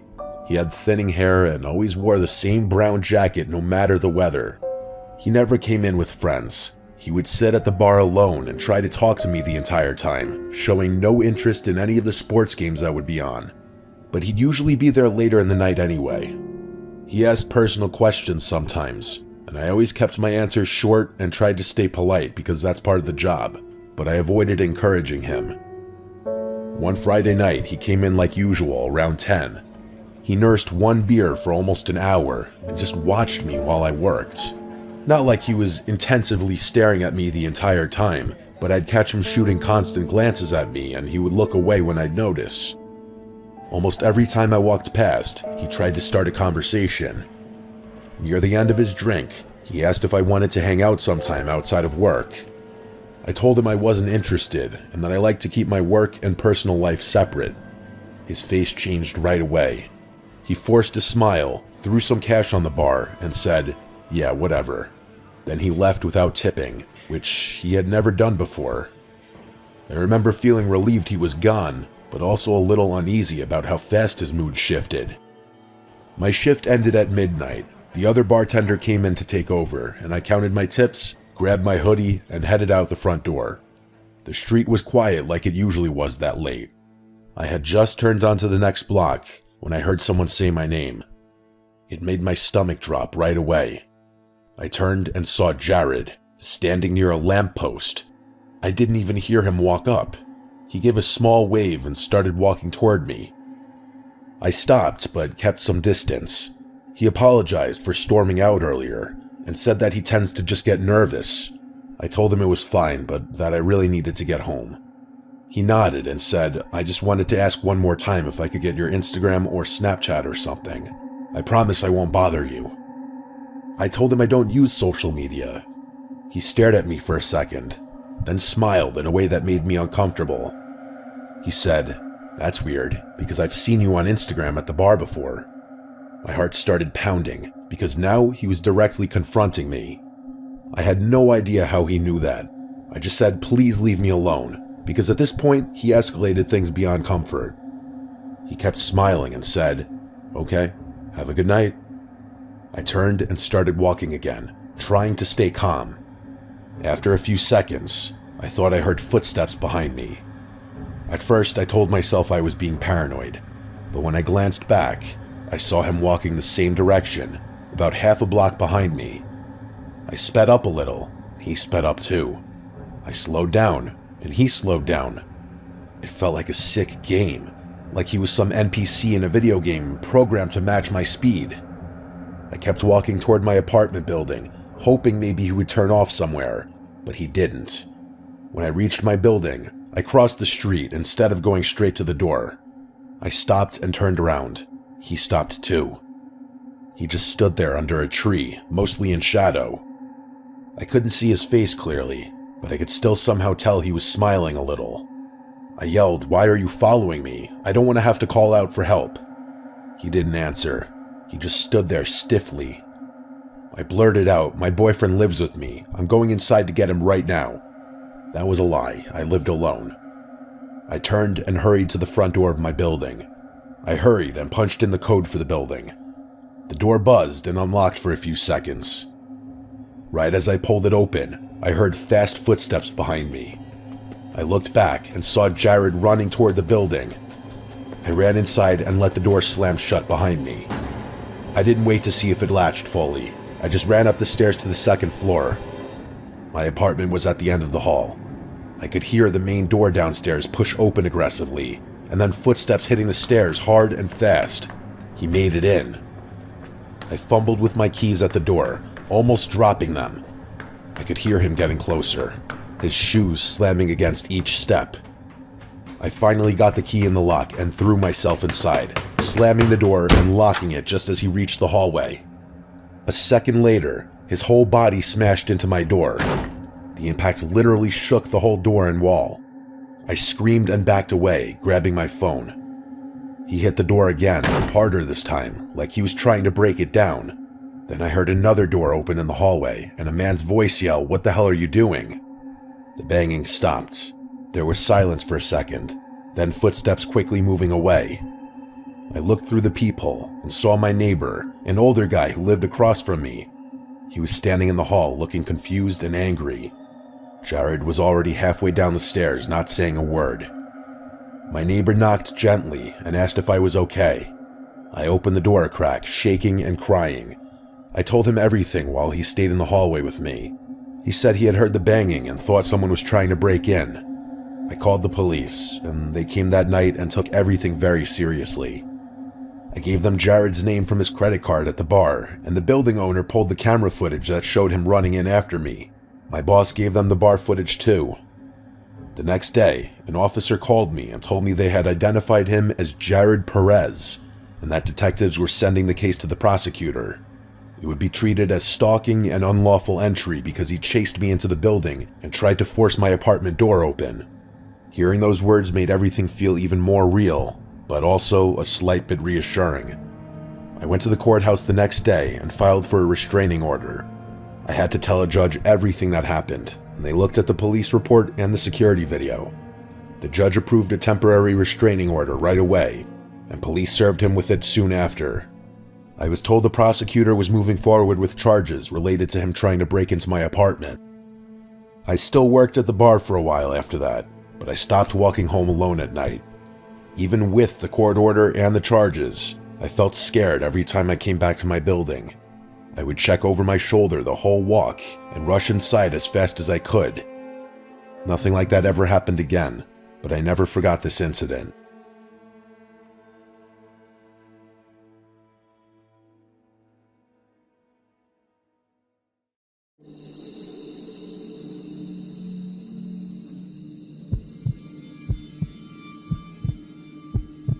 This happened when I was 18. I'm 22 now. I live in San Antonio, Texas. It was my senior year of high school, but this was when COVID just started blowing up, so everything began to shut down, including my school. Even though everyone was supposed to be staying home and being in quarantine, my friend group and I were going out more than ever. There wasn't much to do since all the non-essential businesses were closed, but one thing about me, I love urban exploring, or exploring haunted places. To this day, I still do. I'm not one to scare easily. I've had a couple experiences with the homeless, cults, even had a gun pointed at me, but nothing compared to how odd and creepy this one instance I came across while exploring was. Moving forward, around this time I started talking to a girl who I had a class with in high school. Her name was Clarissa. If it weren't for her matching my alibi of what happened this night, I'm sure none of my friends would have believed me. We were still kind of freshly dating, but I somehow convinced her to explore a wooded natural park at 3 a.m. here in San Antonio. The park is called OP Schnabel. It's relatively nice, safe, and very scenic during the day. But at night, it can be a dangerous place, and police usually roam the entrances to the area at night, keeping people away. In 2016, a 24-year-old woman named Lauren Bump was brutally murdered and stabbed over 20 times, and in 2021, a boy exploring the woods was shot. Clarissa and I get to the park around 3 a.m. It's super creepy and pitch black. The trees do a really good job at covering the moonlight. I don't like to have my flashlight on because then my eyes can't adjust to the darkness, and you can really only see what's lit up from the light. Plus, I wouldn't want someone to see my light from a far distance, so I like to keep them off while exploring. We were probably about 15 to 20 minutes in walking the main trail. I didn't plan to be in there for too long because it was kind of creepy and oddly quiet that night. I knew a trail that goes off the road that leads back to where my truck was parked. I told her we could take that trail, essentially making a full circle, instead of walking all the way back around. She agreed, and so we began walking through that off-road trail. We were probably only about 2 minutes into the off-road trail, when suddenly, out of nowhere, a flute began playing. Clarissa and I stopped dead in our tracks and looked at each other, just listening. Whoever was playing it was super in cadence and sounded like it was playing some sort of piece of music. However, there was no time for me to process that it may have sounded good. It was creepy as fuck. As I said before, I don't scare easily, but 15 seconds into the flute solo, Clarissa began trembling in fear and on the brink of crying. I was kind of just listening, but when Clarissa started praying to God to save her and forgive her for her sins, that's when I realized the severity of the situation. To be clear, it was super hard to pinpoint where the sound of the flute was coming from. It sounded like it was coming from the direction of the previous main trail, which was parallel to where we were, with about maybe 30 to 50 yards of woods in between. But it was getting louder and closer, to the point where it sounded like the sound was right on top of us. Clarissa couldn't even focus because she was so scared, so I knew I had to man up and get us out of this situation. This is gonna sound corny, but I told her, "Don't worry, I'm not gonna let anything happen to you," and told her that we should run down the off-road trail to get away. So we did. We began to sprint. I believe the flute stopped playing, but it was hard to notice because I was more focused on getting the hell out of there. We only got about 30 feet, when out of nowhere, we heard the rustling of bushes and the snapping of leaves and twigs before something big dashed across the trail right in front of us. Now, this could have very well been a deer or some sort of bigger wildlife, but it was so strange because I could almost feel the size of whatever was in front of us. I don't know if it was from the wind or what. The only thing is, I never saw a silhouette or a shape of anything in front of us.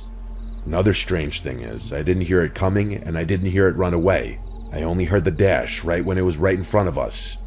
As soon as we felt and heard whatever dashed across the trail right in front of us, we obviously turned back around and bolted in the other direction until we got back to the original point where we heard the flute. And then, as if whoever was playing it was waiting for us to return, the flute started to play again, loud and right on top of us. This time it was almost chiming. It sounded like it belonged to some sort of Irish jig song or something, but the chiming was still in cadence. However, it was still impossible to pinpoint where the sound was coming from. It was just surrounding us. At this point, my fight or flight instincts kicked in because we were trapped. We had two options. Either go back into the off-road trail where we heard that terrifying dash right in front of us, or go back to the main trail where the flute and whatever psychopath was playing it was at. The off-road trail was definitely scarier because it was darker and surrounded by more dense forest, and at least the main trail was a cement path. Thus, I told Clarissa, who was still trembling in fear, let's start running down the main trail back to the truck. We ran back. Adrenaline was still pumping, so we cut the 20-minute walk into a 7 to 8 minute jog. And somewhere along the run, the flute noise must have stopped. Along the run back, there was a random porta potty, and I was scared to death because what if someone was on the other side or hiding inside of it, because it seemed to be somewhat parallel to where we were at earlier. Thankfully, I didn't see anyone, or signs of anyone ever having been there. In fact, my truck was the only vehicle in the area near the main entrance to the woods. We made it to the truck, and I sped far away from there. The next day, I told all my friends about it, and I looked all over the internet to see if anyone's ever come across anything like this. People claim to run into ghosts, cults, animals making terrifying noises, but a soft and rhythmic flute solo, I couldn't find anything on that. Or maybe I just didn't look hard enough. I tried to figure out all the possibilities. There are some houses that eventually led into a neighborhood on the far edge of the woods, but those houses are at least a couple miles away. And we were fairly deep into the woods, so there's no way the sound could have traveled that far because I'm telling you, the flute was clear as day and it was 3 a.m. Obviously, I never found out who was playing that flute, or what dashed right in front of us. I actually kind of got chills writing the story. The more I think about it, it actually seems more paranormal rather than something scary on a tangible level. I don't know if it was a person, ghost, cult, or what. I'm really hoping someone might have a rational explanation. Either way, I never really went back to those woods at night. I still explore plenty of creepy places, but never really came across anything like that ever again.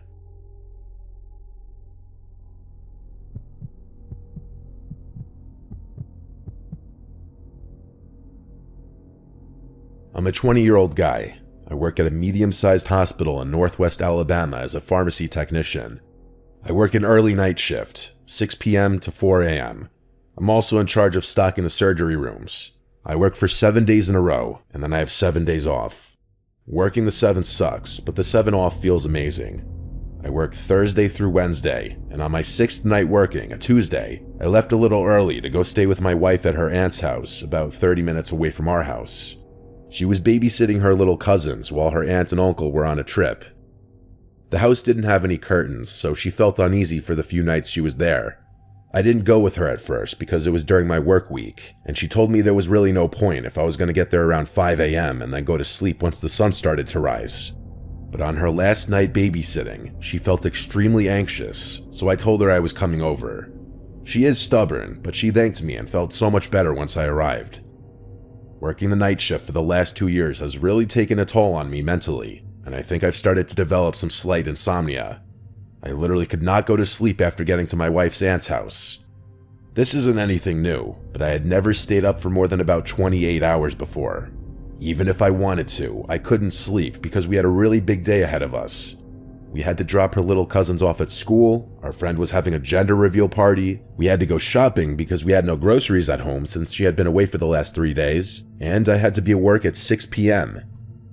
I ended up falling asleep in the car for a little less than 10 minutes.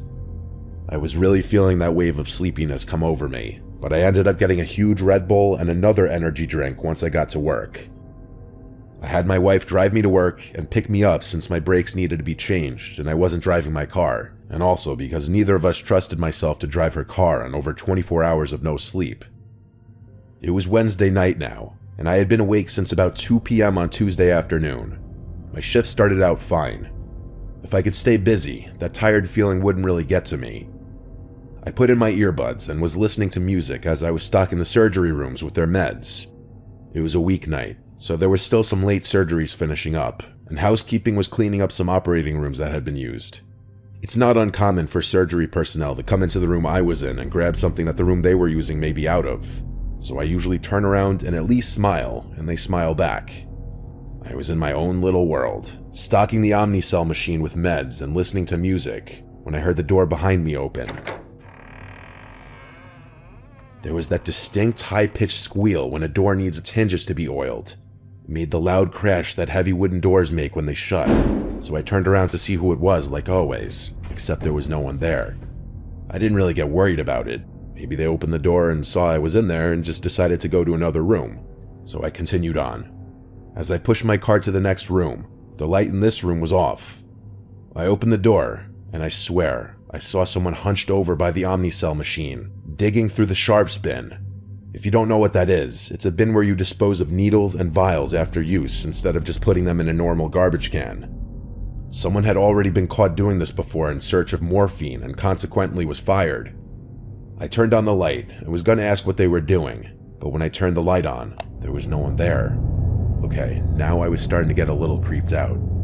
I didn't know the time frame of when you could start hallucinating after not sleeping for over 24 hours, so I just told myself I was probably seeing things and needed to just calm down. I finished up stocking surgery with no other occurrences and headed back to the pharmacy. At 2 a.m. every night, we have to deliver patient-specific medications to the nurses' station. I'm going to use the 5th floor as an example of how the floors are laid out, but each floor number corresponds with which floor they were on. There are 3 elevators in the middle of the floor. If you go left when getting off the elevator, there's the 5100 and 5200 side, and if you go to the right, there's the 5400 to 5500 side. There are 2 wings on each side, so there are patient rooms numbered 5105 to 5115, and the other wing has rooms 5201 to 5215. Each floor is laid out the exact same way, so each wing has 15 rooms on each side. To shorten the floor names though, I'm going to refer to them as 51, 52, and 54, 55. Recently, the 5th floor, specifically the 54-55 side, had been undergoing some remodeling, so our overflow floor, the 3rd floor, was where they put the patients who were on the 54-55 side of the 5th floor while they remodeled. The 54-55 side was empty because there weren't that many people in the hospital that night. I made my way up the hospital, delivering meds to the nurses' station floor by floor, until I got to the 5th floor. I went to the 51-52 side, delivered the meds, and decided to go check out the progress of the 54-55 side. As I went over there, I just got creeped out. There were no nurses, no patients, just the long, empty hallways. The surgery rooms are already empty and desolate most nights, so I'm used to walking around down there no problem. But seeing empty patient rooms just creeped me out. I walked slowly down the 55 side. I heard a noise that sounded like one of the hospital beds rattling. As I passed 5512, I quickly found out what the noise was. As I looked into the rooms, I saw an old man violently shaking as if he was having a seizure. Blood was running down his eyes, nose, and out of his mouth. He was making this gargling, groaning sound, almost like the sounds the zombies in The Walking Dead make. A monitor was frantically beeping like it does when a patient is coding. My heart dropped when I saw this, and I took a quick step behind the doorframe. I immediately stepped back into the room as I realized this man was in desperate need of medical attention. But when I looked back in there was no man. This bed was clean and made. The monitor was off, and there were no signs that anyone had even been in that room for at least a whole day. I thought at that point I was for sure hallucinating. I quickly made my way back over to the elevators, and I made my way back down to the 1st floor where the pharmacy is. As the elevator doors opened, an old man in a security shirt and hospital badge got on the elevator. He patted my shoulder as he walked past me. It was that same man I had seen moments before having a seizure and making those zombie-like noises. He smiled at me as the doors closed, and I watched the numbers on the elevator go all the way up to the 5th floor. I didn't push the button for the elevator to come back down, but the same elevator came back down to the 1st floor and opened. There was no one on the elevator. I ran back to the pharmacy and sat in a chair for the rest of my shift until my wife came and picked me up. As I was waiting, I googled when hallucinations start when you haven't slept. It said between 30 and 48 hours, and I was on hour 38 of no sleep, so it made sense. The pharmacy is located directly under the 54-55 side, so when I walk in, I can see the window at the end of the hospital wing on the 24, 34, 44, and 54 side. Sometimes as I wait on the elevator on that side to go back down to the pharmacy, I look out the window. As I was walking out to my wife's car, I looked back up at the 5th floor window and saw the same old man looking at me through the window. I got chills as I got into my wife's car. I didn't say anything about what I saw that night. I'm not sure why I would have hallucinated that specific man, as I've never seen him before, and even if I have, he has no significance in my life whatsoever. I'm still not sure though, if that was even a hallucination, or if what I saw that night was real. It certainly felt real. I went to sleep immediately after getting home. I've not seen that man again, but this was just under 2 weeks ago.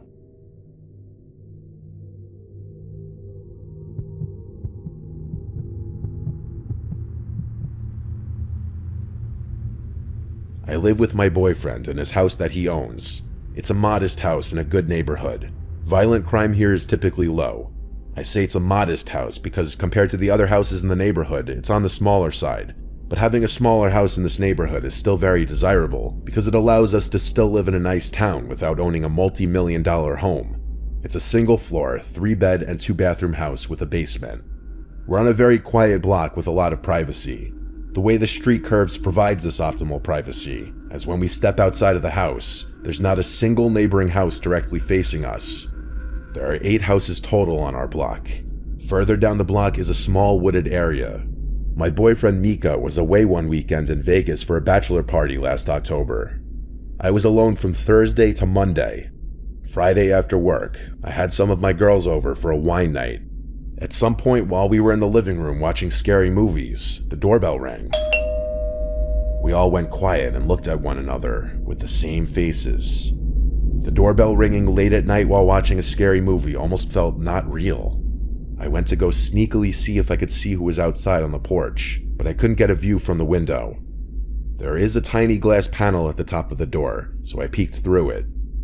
There were like 4 cars in the driveway. They had to know people were home, but I didn't see anyone on the porch.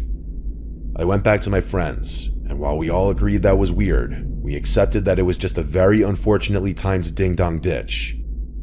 After everyone left, it was late enough for me to go to bed and fall asleep right away. But I was awoken that night, not even an hour later, to the doorbell ringing twice.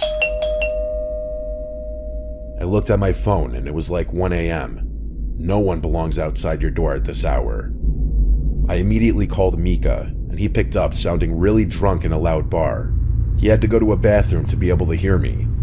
Once he heard me, he told me to just stay in the bedroom and not open the door to anyone. He never once suggested calling the police, so I refrained from doing that for now. We ended our call, and I tried to just stay calm and go back to sleep. Just as my heart rate started to slow and I started to calm down, I heard something from outside. Some kind of clicking sounds until there was a knock at my window. And a male's voice said, "Hey, anyone home? I need some help out here." I thanked the Lord the blinds were closed. I couldn't see who was out there, and they couldn't see me. Instead of leaving, he knocked again on the window. He said, "I know you're home."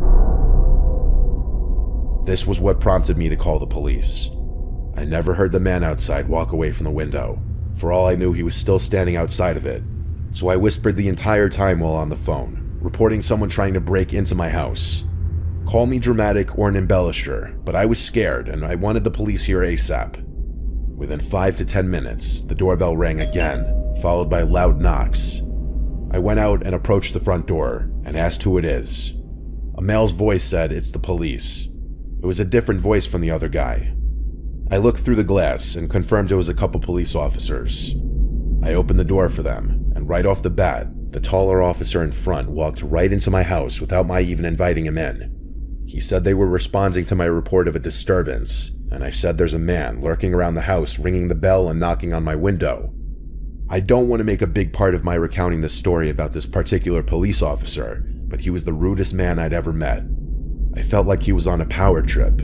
He was demeaning towards me, telling me to shush and talking over me while I was trying to explain. He also didn't seem to take my claims very seriously. His partner didn't say a word, he just stood in the back. The taller one asked me details that I'd already made clear I wouldn't have, such as what the man looked like, when I clearly stated that I hadn't seen him, and the officer actually said to me, "Well, you're the one who called us, ma'am. If you don't want our help, we can leave." I was taken aback completely. I'd never called the police before, and I never expected such a lack of professionalism. I apologized and said I'm just scared. It was around this time that the 2 officers walked around the house with their flashlights. They went full circle and then came back, but honestly, they didn't really check very thoroughly. I watched them through the windows. They came back to the door and told me there's nothing they can do if I don't have any cameras or proof of the man trying to commit any wrongdoing. The 2 cops then left. I didn't feel any better at all, besides the fact that maybe whoever that man was saw I called the police. I went back to bed, and thankfully the next time I woke up was to sunlight creeping in through the closed blinds. It was around 10 a.m. It was Saturday, and that night my friend was having a Halloween party that I was going to help set up for. During the day, I did a little grocery shopping, and while I was at it, picked up some things for the party. My costume was Velma from Scooby-Doo, and my friend throwing the party was Daphne. I got to her house around 6 p.m. The party started at 9, and it really picked up around 10:30. I was there pretty late, like I probably left her house a little after 1 a.m. I was good to drive, as I didn't really drink much besides a few beers. When I got home, I immediately noticed a cool draft in the house. After setting my things down on the dining room table, I noticed a window open. I went to shut it, trying to remember why I would have opened it. I went to brush my teeth, but then when I came out from the bathroom, I noticed the basement door was wide open. I froze. This was when I started hearing this faint but consistent clicking sound. As I got closer to the basement stairs, I realized it was coming from down there. And then I got to the top of the stairs, and I looked down to the pitch black basement, and the clicking suddenly stopped. A voice from below suddenly said, "You're finally home." With that, I slammed the basement door shut and took my phone with me outside. I banged on the neighbor's door until he answered, and I chose to call the police in the safety of my neighbor's house. It was unfortunately the same 2 officers who returned to my house. My neighbor accompanied me as I went to speak with them this time, and I think that may have had some kind of impact on that taller cop's attitude. He wasn't as rude this time. He and his partner checked the house while my neighbor and I stood in the living room. Eventually, after their initial search, I showed them some of the spots I'd imagined someone could be hiding. I basically tore the entire house upside down, while also on the phone with my drunk boyfriend. When I was sure that no one was here anymore, I packed a bag to go stay with my sister until Mika came back. This time I locked every window before leaving. The main takeaway lesson from my story is if you have windows that open wide enough for someone to crawl through, make sure they're always locked when they're closed. We still live in this house today, but for a few months, I refused to be alone in the house for extended periods. I still have PTSD from this, and sometimes I have nightmares in which I think I'm hearing knocks at the window, and then I wake up.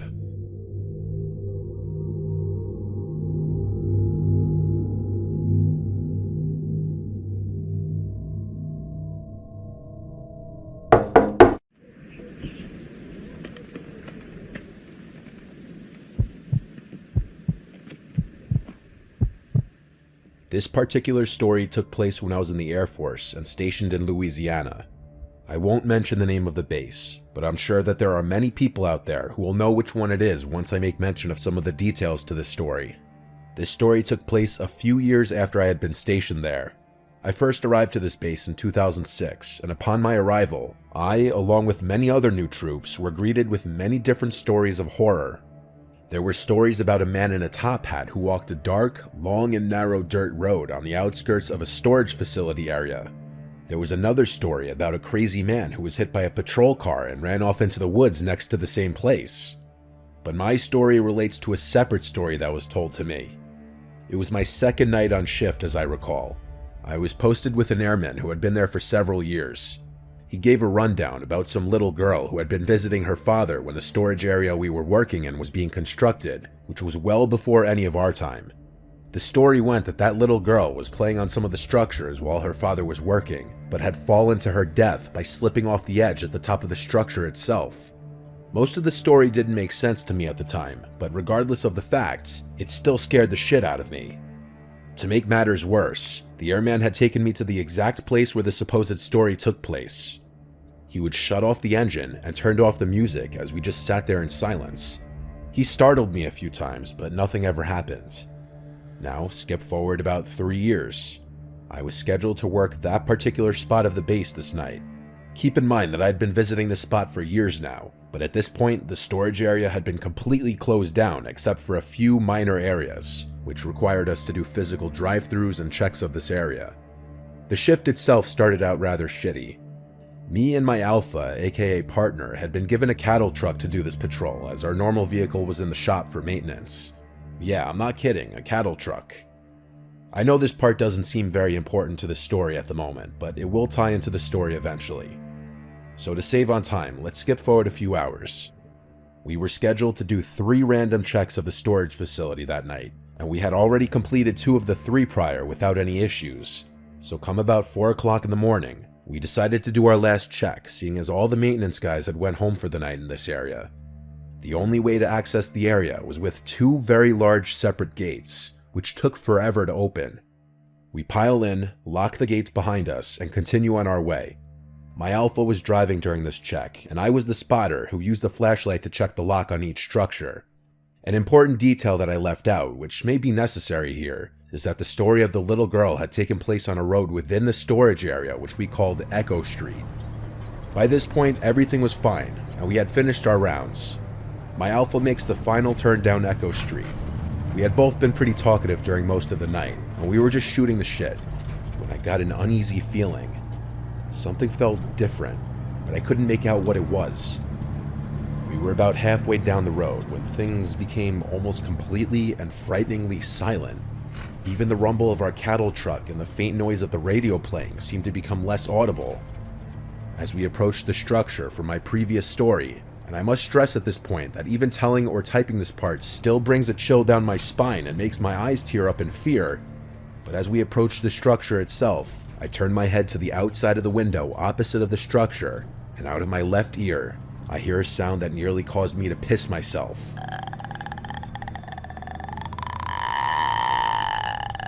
It was the sound of a person groaning or moaning in distress, sort of like the moan of the girl from The Grudge. Yes, I'm very serious. The faint, creepy moan begins to ring inside the cab of the truck between the two of us, in between the dark emptiness of the middle seat. I feel my blood turn cold, and I quickly turn to my alpha and yell, "Dude, cut that shit out." My alpha turns to me with a confused look on his face. At this point, he begins to take his foot off the accelerator and asks, "Am I going too fast?" I remain silent for a moment, with my hand in a pausing gesture, and I listen. I hear the noise again.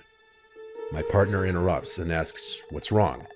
I quickly turn the music off without saying anything at first, and then I whisper to him, "Do you hear that?" He stops the truck in confusion and listens closely. It was almost dead silent for a second or two when we both hear it this time. That long, chilling groan of a woman. It echoed in my ears. It sounded like someone was struggling to breathe and taking in a giant breath of air while someone was trying to strangle them. The sound was beyond terrifying, and the fact that I wasn't the only one hearing it only made it more of a horrifying experience. I found myself beginning to ask him my original question again, but he quickly interrupts and says with a strong sound of fear in his voice, "What the f*** is that?" We stupidly waited to see if we could hear it again. The rumble of the gates on the back of the truck are easily heard and recognized as they made a sort of metal-on-metal clatter, and the diesel engine has that typical rumble as well. But in between both the noises, we heard it again for the final time. That groan. It sounded even louder, but this time, it sounded like it was coming from both inside and outside of the truck. Like we were being surrounded by whatever was making that noise of distress. Without even making a peep, my alpha puts the truck in drive, and he hauls our asses off that street quicker than I have ever gone on any other street in that entire base. He nearly flips the truck going around a curve, but it doesn't bother us one bit. We were both in an unspoken agreement that we wanted to get out of there quickly. We got to the two gates again, and I hopped out of the truck as fast as I could. My alpha watched my back as I quickly opened both gates. He jumped back into the driver's seat, sped out, and waited for me to close both gates as well. Once we completed that task, we quickly returned to the main part of the base, and we requested to meet with our flight chief to tell him what had happened. When we finally met up with him, we expected him to think that we were both full of shit, or that we had just imagined the entire thing, being as it was so late into our 12-hour shift, and we were both tired. But I clearly remember him saying to the both of us, "I completely believe you. As a matter of fact, I had something like that happen to me twice, once in that same place, and the other in that building behind you," as he points at our jailhouse. Again, I know that sounds completely cliche with that grudge-like moan we had heard, but it honestly happened, and it still brings those tears of fright into my eyes every time I tell it. I went back to that storage area only once after that, but I never went down that road again, and I never went after dark.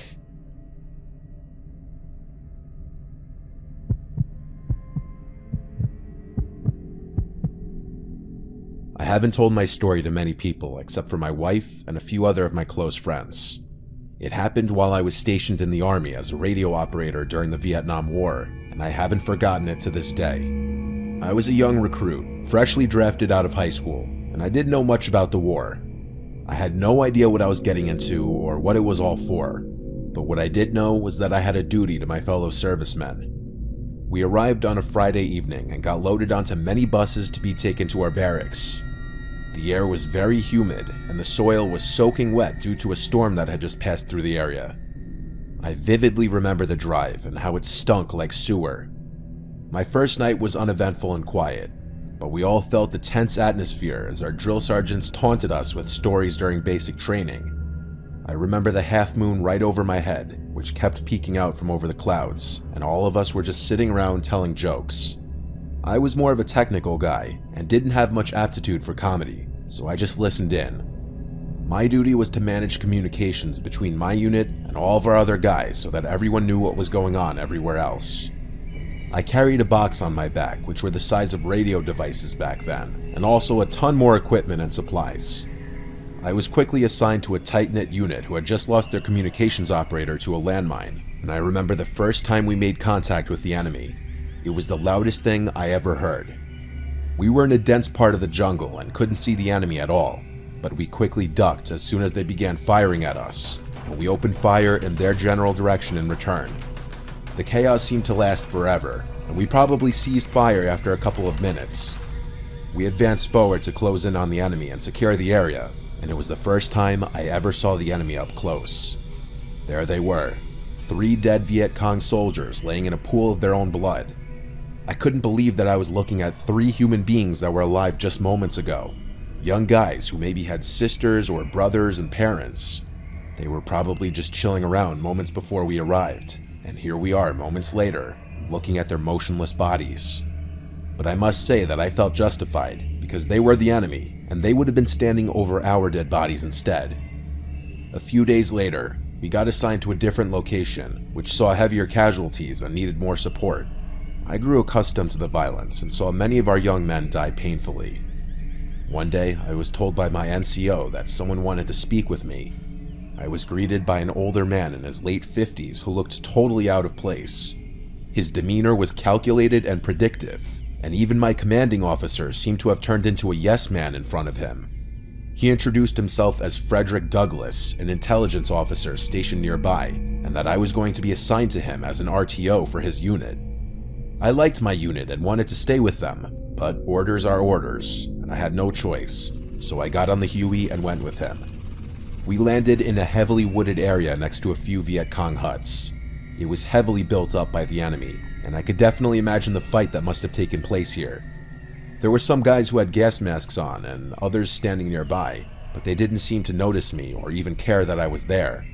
It was a very strange atmosphere that didn't feel quite right. These guys didn't act like normal soldiers and definitely didn't have the look of fear in their eyes as most of us did. I even tried to talk with some of them, but all I got was a strange, emotionless glare like they were infected with something. Whatever it was, they all had it, and it made me feel very uneasy. Officer Douglass and I entered one of the smaller huts, and I was told to stay put until someone would come and get me. I should have just stayed there and waited, but I was too curious and apprehensive to relax. So I just made my way out towards the main tent and took a peek inside. What I saw made my stomach drop like it never had before. On a makeshift table lay 6 murky containers. Each one of them had a severed head of a guerrilla fighter inside, with several tubes and wires protruded from them. A green liquid seemed to be reacting with the heads, as their mouths and eyes were quivering like they were half alive. I suddenly felt a hand grab onto my shoulder. It was Intelligence Officer Douglass, and he looked very upset. I meekly asked what they were doing inside there, but he angrily said that I should not have gone in there and sent me back to my hut. We must have been attacked or something, because I woke up a day later in triage with several broken ribs and a fractured collarbone, with no memory of anything that happened right after that. I never saw Officer Frederick Douglass or those soldiers ever again during my time, if that was even his real name. And I often wonder what those guys were doing back there. Maybe they were trying to gather intelligence from dead enemy soldiers or something. Either way, it was a strange experience that I'll never forget.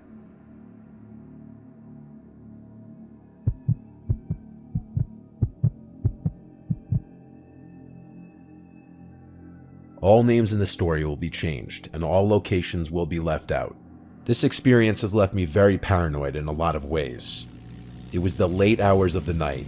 I could feel the thud of my heartbeat inside of my chest as our armored vehicle veered off the gravel road, plowing through the dense underbrush. It had been weeks since Bravo unit had gone silent, vanishing like a wisp of smoke on a windy day. The distress call had crackled through our comms earlier, an unexpected sign of life from our long-missing comrades. But what haunted me more than their sudden reemergence was the content of their message. A cryptic string of numbers repeating endlessly. "Sergeant Davis, are you sure this is the place?" I asked over the static hiss of the radio cutting through the silence that had settled over our squad. "That's what command confirmed, get ready," Davis replied. As our vehicle came to a halt, the dense fog seemed to get worse. We disembarked into the unknown, the silence of the abandoned base growing increasingly unsettling. Buildings stood like hollowed-out husks, with windows shattered, doors ajar. A living town not even a few weeks ago, now just a ghost town. Davis ordered us in a whisper to stay sharp as we moved forward, with our boots crunching on broken glass and debris. Signs of a struggle were everywhere. Overturned furniture, bloodied rags, and scattered ammunition littered the ground, painting a picture of the chaos that had taken place here recently. The base, once a bustling hub of military activity, was eerily silent now, except for our own shallow breaths and the distant, echoing cry of the numbers broadcast. As we neared the command center, the transmission grew louder, a constant chant that seemed to bore into my mind, its meaning as elusive as the shadows in the fog surrounding us. Entering the command center, we found it abandoned, the air stale, the only light coming from the blinking consoles. The radio speakers, crackling with static, repeated the sequence over and over in a monotone voice. 5, 8, 2, 4, 7. 5, 8, 2, 4, 7. Corporal Lee whispered, "What does it mean?" I saw her eyes were wide as she scanned the room. Commander Haskins might have known, Davis said. Commander Haskins was the name of the unit's leader who had vanished along with his team. We continued our search through the desolate base, hoping to find a clue, a survivor, anything. But it was the laboratory that changed everything. The door was ajar, hanging off its hinges as if forced open. Inside, the air was thick with the scent of decay and chemicals. Shattered vials and overturned equipment were signs of activity halted abruptly. And then we saw them. Bodies. Members of Bravo Unit, or what was left of them, were sprawled across the floor, their faces contorted in expressions of terror. It was a massacre. But the cause was unclear. No bullet wounds, no signs of struggle on their remains. And then, Lee gestured toward a corner of the room. There, amidst the pile of research notes and hastily abandoned experiments, lay the body of Commander Haskins. Clutched in his stiff, lifeless hand was a notepad, the numbers 58247 scrawled across it in shaky handwriting, followed by a single, chilling sentence: "They're coming for us." The revelation struck us like a physical blow. The implications of his words spiraling into a million questions with no answers. Who was coming for them? Was this distress call not a beacon of hope, but a warning? It was then that the reality of our situation descended upon us. The isolation, the eerie silence broken only by that relentless string of numbers. We were not the rescuers. We were the next victims. Panic set in as the base seemed to close in on us. The fog outside felt like it was thickening. Our only choice was to flee. We ran, stumbling through the fog, guided by the distant light of our vehicle. The numbers continued to echo in my mind, a chant that seemed to follow us, whispering through the fog. Just as the vehicle came into view, a shadow emerged from the mist. A chill colder than death itself crawled up my spine as the strange man cloaked in shadow moved towards us. "We need to go now." Davis's shout snapped me back to reality, the urgency in his voice mirroring a primal fear within me. Our training had prepared us for many different types of enemies, but we had no idea what we were dealing with here. We scrambled into the vehicle. Lee's hands were shaking as she manned the communications, with obvious fear and shaking in her voice. "This is Alpha Unit calling command. Mayday, Mayday. We need immediate extraction from Zone Bravo. Do you copy? Over." The radio crackled, the numbers interrupting her plea for help. 5, 8, 2, 4, 7. I couldn't shake the feeling that those numbers held some kind of meaning into what we had stumbled into. As the base faded into the distance, swallowed by the fog, so too did the person who emerged from the shadows of the fog. Yet the terror it inspired lingered as we raced toward an uncertain future. Davis broke the silence and said, "We can't let this end here. We need to find out what those numbers mean and what happened to Bravo Unit." I wanted nothing more than to find these things out as well. I felt like we owed it to them, thinking of the twisted, lifeless bodies we'd left behind. As the first light of dawn began to pierce the darkness, I felt a grim determination settle over me. We had survived the night, but the real battle felt like it was just beginning. Armed with nothing but a string of numbers and the haunting memories of what we had witnessed, the mystery of those numbers and the horrors of what could have happened to Bravo Unit still remain a mystery. And it stays with me, haunting me. I'm sure it stays with everyone from my unit. The horrors at that base were just a chapter in a story far greater and more terrifying than any of us could have imagined.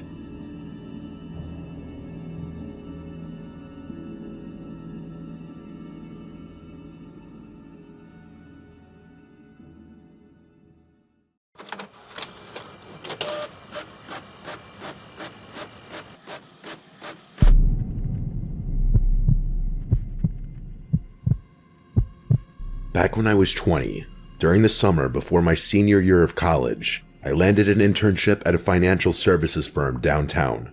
It wasn't anything fancy, mostly data entry, spreadsheets, and sitting in front of a computer all day, but it paid decently and it looked great on a resume. There were 7 other interns behind me, and we were all crammed together in this open office section with rows of cubicles that didn't quite give you privacy, just enough to make small talk feel optional. Out of the 7, 5 of them were people I liked, a mix of chill, down-to-earth college students who didn't take the internship too seriously.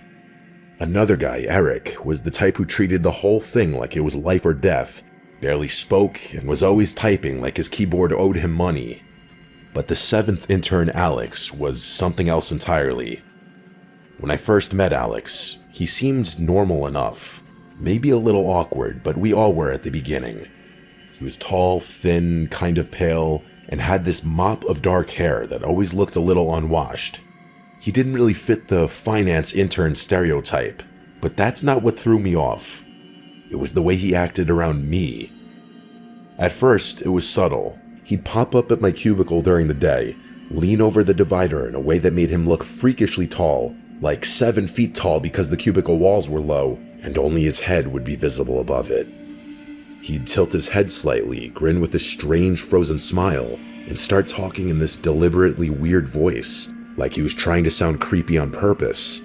I'd laugh it off awkwardly, pretending I thought it was funny, but I remember thinking it was an odd thing to do in a professional setting. He'd say random stuff, like "working hard" or "hardly working, Ronnie," in that slow, unnatural tone, and then hold the smile for way too long. The first couple of times, I figured he was just being quirky or trying too hard to stand out. Some people at internships are awkward like that, so I didn't want to make a big deal out of it. But then it started happening more often. Every single day, at least once, I'd see his head slowly rise above my cubicle wall. That same stretched grin plastered across his annoying face, and he'd start some bizarre conversation that didn't make sense. Sometimes he'd make jokes that weren't funny, or mutter random phrases that didn't relate to anything. And every time, he used that same unsettling voice, like a soft voice in a kind of taunting way. Honestly, a very good recent comparison of the voice he was doing was the voice Charlie Hunnam did for his role as Ed Gein. The other interns noticed it too, but they mostly laughed it off, thinking Alex was being weird on purpose to lighten the mood. I also think they thought Alex and I had built some kind of rapport that the rest of them didn't build with him. There was something about the way he directed it only at me that made me feel uncomfortable. It's not like I treated him any differently. It was like I was his personal audience for whatever creepy act he was trying to pull. As the weeks went on, his visits got longer. He'd lean over and stay there for minutes at a time, staring at me while talking, sometimes not even saying much, just looking. I'd fake a laugh, say I had to finish a report, and hope he'd get the hint. He rarely did. Then one night, about 6 weeks into the internship, I was home eating dinner when my phone rang. It was a number I didn't recognize. I normally don't answer unknown calls, but since I was expecting a delivery confirmation, I picked it up. When I said hello, all I heard for a few seconds was silence. Then, suddenly, I heard a voice I recognized immediately. It was Alex's voice. The same forced, creepy tone he always used in the office. He said, "The tide's coming in. Pull your boat out of the water." But this time, his voice was a little louder, almost a yell. He dragged the words out like he was reciting a riddle, and then he burst out laughing this insanely unhinged laugh before hanging up. The thing that made my skin crawl wasn't just the call. It was the fact that I never gave Alex my number, not once. The next thing I did was text the number back, asking if this was Alex. But the text said not delivered, and when I looked it up, it was a landline number. That's when I really started to get freaked out. How did he get my number? Why was he calling me like that? I tried to rationalize it. Maybe he found it through a company contact sheet or something. But even then, the way he said that line didn't sit with me. I couldn't stop replaying the sound of his laugh in my head. It didn't sound like someone joking around. It sounded like he was f***ing with me to the point of trying to actually scare me. This wasn't just goofy behavior anymore. That Monday, when I got to the office, Alex wasn't there. His desk was empty, and I didn't see him all morning. I went to our supervisor, a guy named Martin, and I asked him if Alex might have gotten my number through the company. And Martin was very confused, saying interns didn't have access to employee info like that. On top of that, they'd let Alex go at the end of the previous week because he wasn't doing any work and had ignored multiple warnings. That's when I told him about the call. He seemed surprised, and some of the other interns overheard. A couple of them started nodding and saying they always thought Alex was creepy, that he'd made them uncomfortable too. I told them about the weird cubicle visits, the voice, everything. Martin said not to worry, that Alex was gone for good and had no reason to come back. So that was a little comforting. For the next week or so, I kept expecting something else to happen. A message, a random encounter, something, but nothing came. Life at the office went back to normal. I figured maybe that was really the end of it. Until one early morning. It was a Friday, around 5 a.m. Still dark outside, except for a thin gray light creeping in through the blinds. I woke up because I thought I'd heard something, maybe a noise from outside. It made me get up and look out my window. I wish I hadn't. Standing in my backyard, halfway between the trees and the porch light, was a figure looking up at my window. Even though it was barely light out, I could tell who it was immediately. The thin frame and the messy hair, the way he stood perfectly straight. It was Alex. For a few seconds, I could not move. I just stared at him, trying to make sense of what I was seeing. And then, clear as day, I heard him call out my name in that same creepy, performative voice he'd always used at work. He dragged it out, long and sing-songy. I grabbed my phone, about to call 911, when I saw him tilt his head back and start laughing. That same loud, hysterical laughter like he did on the phone before hanging up. It didn't sound right. It sounded like someone completely detached from reality. I shouted through the window, yelling at him that I was calling the police and to get the hell off my property. I also waved my phone out the window. He just stood there for a second longer, then turned and started walking away, still laughing as he disappeared into the trees behind my house. I called the police, and in short, the dispatcher asked me if he was still there. When I said no, she told me to call back if he came back or threatened to break in. I never saw him again after that. Not at work, not around town, nowhere.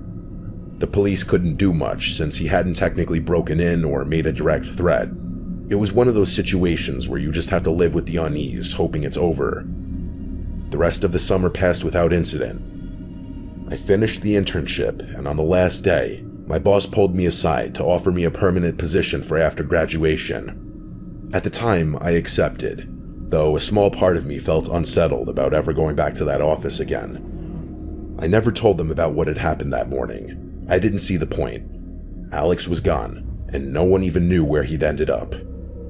Over time, I convinced myself that he must have been dealing with some kind of mental illness or social disorder, something that made him act that way. It's the only way I can make sense of how he went from a quiet, awkward intern to standing in my backyard at 5 in the morning laughing like a lunatic. It's been a few years now, and I've moved on from it. I didn't end up with that company. I got a different job after graduation. I don't think about this too often anymore, but sometimes the thought of that image of him in my backyard still skeeves me out. I still wonder how he got my number, how he found my address, and what he wanted that morning. I guess it's not that hard to get people's info online these days. All I know is that for a few months in my life, I worked alongside someone who wasn't just strange, he had something way deeper going on. And no matter how many years pass, I'll never forget the sound of him laughing in the dark, as if it was all one big joke that only he understood.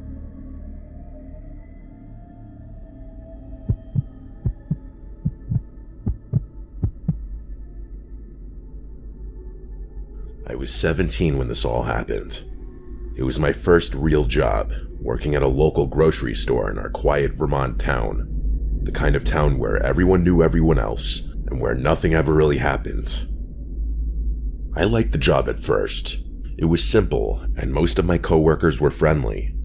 I quickly fell into a rhythm with the cashiers and some of the stock workers, especially during the slow hours when there weren't many customers. When that happened, we'd all gather near the front of the store, just chatting about random stuff like what we watched on TV, making fun of the older, quirkier employees, and complaining about customers, that sort of thing. It was one of the few times during my shifts where I felt like I wasn't just standing behind a register staring at a screen or a blank wall all day. Depending on who was the shift supervisor for the day, it would either be relaxed or more strict. Like if a younger supervisor was working, it would be more chill. People would be on their phones and people would socialize by the front. There was one coworker who I didn't know well at first, a guy named Sean. He was 24, a little awkward, the kind of guy who always seemed like he didn't quite know how to read social cues. He had longer hair, but kind of in the awkward in-between phase, like he was growing it out but didn't quite reach his shoulders yet. He worked in the dairy section, so we didn't interact much at work. He was quiet and polite enough, and I honestly didn't think much of him. Most people just nodded at him when they walked past, and he did the same. But eventually, I was added to a coworker group chat, and he was in it. I didn't think twice about it. It was just a chat for work stuff and dumb jokes, and it seemed most of the younger employees were in there. But then Sean started messaging me directly. At first, it was harmless. He asked about my shifts, whether I was covering certain days, things like that. But over the next few weeks, it became clear he was trying to get closer. He started asking questions about my personal life, like what music I liked, what I do after work, even little things like what I did over the weekend. Again, I didn't think much of it at first. I mean, people make small talk, right? But the tone was off. Sometimes he'd call me cute in ways that made me uncomfortable. Sometimes he'd make jokes that were slightly flirty. I tried to ignore it, thinking maybe he just didn't know how to behave with girls my age. That's another thing. I was only 17, he was decently older than me, and I don't think anyone else knew he was flirting with me like that. It didn't take long before the behavior became slightly annoying. He'd comment on things I posted online, and sometimes the messages were late at night. Not threatening, not really, but there was this persistence in him that made me uneasy. I didn't know how to tell him to back off without making it awkward at work, so I mostly ignored him. Don't shit where you eat, I always hear people say. One day, I was at home watching Stranger Things, my favorite show still to this day. I'd been catching up on the latest season, binge watching episodes in my bedroom, just completely lost in the show. And then a couple days later at work, everyone was gathered at the front of the store chatting about TV shows. I was talking with a few of the cashiers about some random series, when Sean suddenly asked me, "You like Stranger Things, right?" I froze. I couldn't remember telling anyone at work about my show. I just nodded, trying to brush it off, but it left this cold feeling in my stomach. How did he know? I didn't say anything. I did make eye contact for a moment. He just smiled awkwardly and eventually left the front of the store back to the dairy section like nothing had happened. But I couldn't shake the feeling that he was watching me more than I had realized. It wasn't until a few nights later that the fear really started. I was lying in bed, trying to fall asleep after a long day at work. The house was quiet, and then I heard a soft scraping noise against my bedroom window. At first, I thought it was the wind or maybe a branch brushing against the glass. But then I heard it again. A distinct sound of someone tapping on the window, just lightly enough for it to be unnerving. I got up and peeked through the blinds, half expecting to see Sean out there, but there was nothing. I tried to convince myself the sound was nothing to be alarmed about, but the thought of Sean's question at work, about Stranger Things, a show I hadn't told anyone about, it kept running through my head. A couple of days later, he texted me again. This time I didn't ignore it. I told him clearly and firmly that I wasn't interested. That was when things escalated. Almost immediately, he replied, "Okay, good luck changing your address." I couldn't believe it. In one insane text that he clearly sent before thinking of the repercussions, he proved my suspicions right. I saved the messages and took screenshots. I went straight to my manager and explained everything. My manager was shocked. He told me not to worry, that they'd handle it. I also went with my dad to the local police department to file a report, showing them the messages and explaining the incident with the window, explaining that I suspected Sean might be stalking me. The next day at work, Sean was called in by our boss. He didn't come back. It turned out he was fired on the spot, and the police started the paperwork for a restraining order. I thought maybe that would be the end of it, but I quickly realized that nothing really felt over. Even with the restraining order in place, if he was actually a crazy person, what's a piece of paper gonna do to stop him from coming back to the house and doing something crazy? I double-checked locks obsessively, refused to answer any calls or messages from unknown numbers, and avoided talking about my routines with anyone except family. The weeks dragged on like that. I would wake up at night convinced I heard something outside. I had to remind myself constantly that the restraining order was legally binding, that he couldn't come near me, but the fear was real. Eventually, as the weeks turned into months, the paranoia started to fade. There were no incidents, no attempts to contact me, no sudden appearances. The restraining order seemed to hold, and life slowly returned to normal. I got more comfortable going out alone, stopped checking my window obsessively before bed, and eventually, I stopped thinking about Sean altogether. It took a long time, though, for me to feel fully safe again. Even after moving on, the experience left a mark. I was hyper-aware of my surroundings, cautious about new people I met, especially in situations where I felt isolated. I learned to trust my instincts and take any uncomfortable behavior seriously, no matter how small it seemed at first. Looking back, the thing that scares me most isn't that Sean might have actually harmed me. It's how quickly someone who seems normal, even awkward or harmless, can turn into a source of fear. It can start with small, seemingly innocent interactions, messages, questions, little comments, and escalate into something far more serious. Now, years later, I've moved past it. I work in a different town, live in a new apartment, and I don't think about that grocery store anymore. I don't talk to a single coworker from that job anymore. But the memory of those nights lying in bed, convinced someone was outside my window, it's not something that ever goes away entirely. It's a reminder of how quickly life can feel unsafe, even in a small, quiet town where nothing ever seems to happen. And while Sean never came close to doing anything physically, the psychological impact was enough to make me question how safe I ever truly was. So if you're ever at work and notice a coworker crossing a line, even subtly, take it seriously. Don't brush it off as awkwardness or harmless flirting. It might seem over the top at first, but it could save you from months of fear, or worse. Because sometimes, the danger isn't obvious. But eventually, I did move on, and now years later, I can look back and say I survived, and that's enough.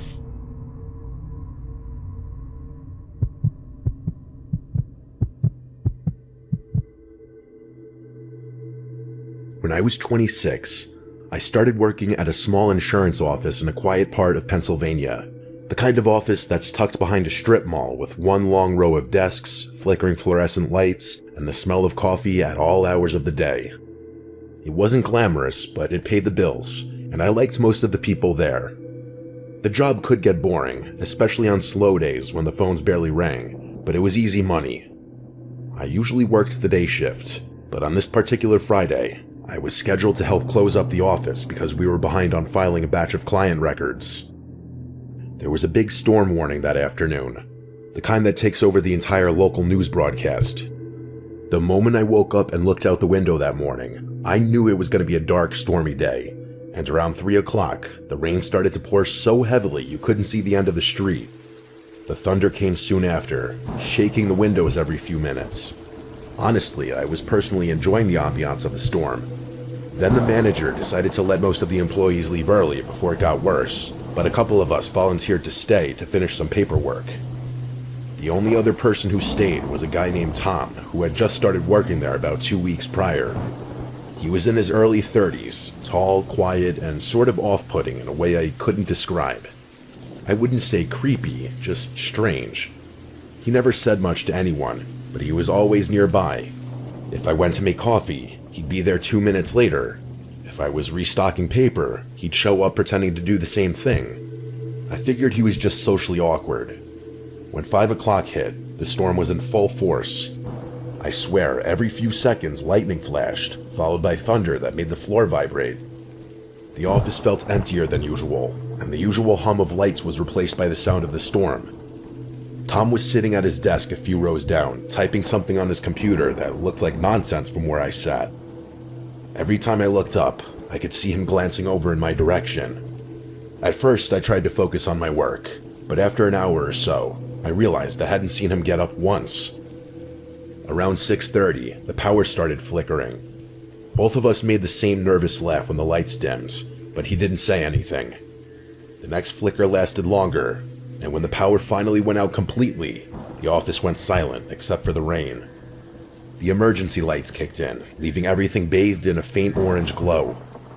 I said something about maybe it being a good time to head out, but Tom didn't respond. I heard the sound of keys jingling, and then the front door locking. He muttered something about how it wasn't safe to go outside right now. I thought maybe he was just trying to be helpful, but something about the way he said it gave me chills. I went to grab my bag and jacket, figuring I'd wait it out for a few minutes before heading home. The power outage made the whole building feel smaller. The emergency lights barely lit the hallways, and the storm outside was deafening. When I came back toward the front, Tom was standing near the door, just staring out into the dark parking lot. The rain was falling so heavily you couldn't see anything past the glass. I told him I was going to make a quick call to my boyfriend to let him know I'd be home soon. He didn't say anything again. He stood there staring out the window. I walked toward the break room, but when I tried using my phone, there was no signal. I figured the storm must have knocked out the tower. I tried the landline, but the line was dead too. I turned around to go back to the main office, and nearly jumped when I saw Tom standing in the doorway. I hadn't even heard him walk up. He was holding a small flashlight under his chin, casting shadows up his face. He had this half smile like he thought it was funny. I forced a nervous laugh and told him he scared me. I then asked him again about unlocking the door so I could leave, but he said something about it not being safe yet, and how it was better to wait until the worst of the storm passed. I said fine, but inside I was starting to feel nervous. He kept watching me. I decided to move to my cubicle to pack up my stuff, pretending to be calm. I wanted to wait for a lull in the storm and then get out. When I looked up again a few minutes later, Tom was gone. I figured maybe he went to the restroom. I took the chance to head to the back door instead of the front one. I knew that one led to a small parking lot behind the building where my car was. When I reached it, I realized the handle wouldn't move. The door was chained shut from the inside, like someone had looped a chain and padlock around it. We had never done that before. I turned around and saw the faint glow of the flashlight coming from down the hallway. I ducked into the supply closet next to the break room and closed the door quietly, trying to keep my breathing under control. I could hear Tom walking slowly through the hall, and then I heard him call my name. He sounded like he was trying to sound comforting. He said he just wanted to make sure I was safe. I didn't move or say a word. My heart was pounding so hard I thought he could probably hear it. He walked past the closet, and for a few seconds, I could see the thin strip of light from the flashlight shining under the door. Then it disappeared. A loud crack of thunder made the building shake. The sound of rain got even louder for a second, and I realized part of the roof above the break room must have been leaking. I waited, I'd estimate 10 minutes before I finally worked up the nerve to open the door a little. The hall was empty. The flashlight beam was gone. I stepped out carefully and made my way toward the front again. When I turned the corner, I froze. The front glass door had been shattered completely. Rain was blowing inside across the floor, soaking the carpet. Tom was nowhere in sight. I hesitated, wondering if he had gone outside, but then I realized this was my only chance. I ran out the door into the pouring rain and sprinted for my car. I didn't even care that I was getting drenched. My hands were shaking so badly I could barely get the key in the ignition. I sped out of the parking lot without looking back once. When I finally got home, I locked every door and sat in my living room shaking, watching the rain pour against my windows. I didn't sleep that night. The next morning, I called the office and told my manager what had happened. He didn't believe me at first, until he got there himself and saw the broken glass. He called the police, who showed up and took a statement from me when I was at the office. They said they'd look into it, but it sounded like Tom had just taken off. His car was still in the lot, unlocked, with the keys sitting on the driver's seat. His phone, wallet, and a few personal items were still inside. The security cameras had been turned off manually before the power outage, which meant he must have done it earlier in the night. Nobody ever saw him again. A few of my coworkers said maybe he had some kind of breakdown, but I couldn't stop wondering if he'd been planning something worse. I quit the job a month later. Even though nothing ever happened after that, I couldn't work in a small, enclosed place like that where I had experienced such a traumatic incident. It just wasn't healthy.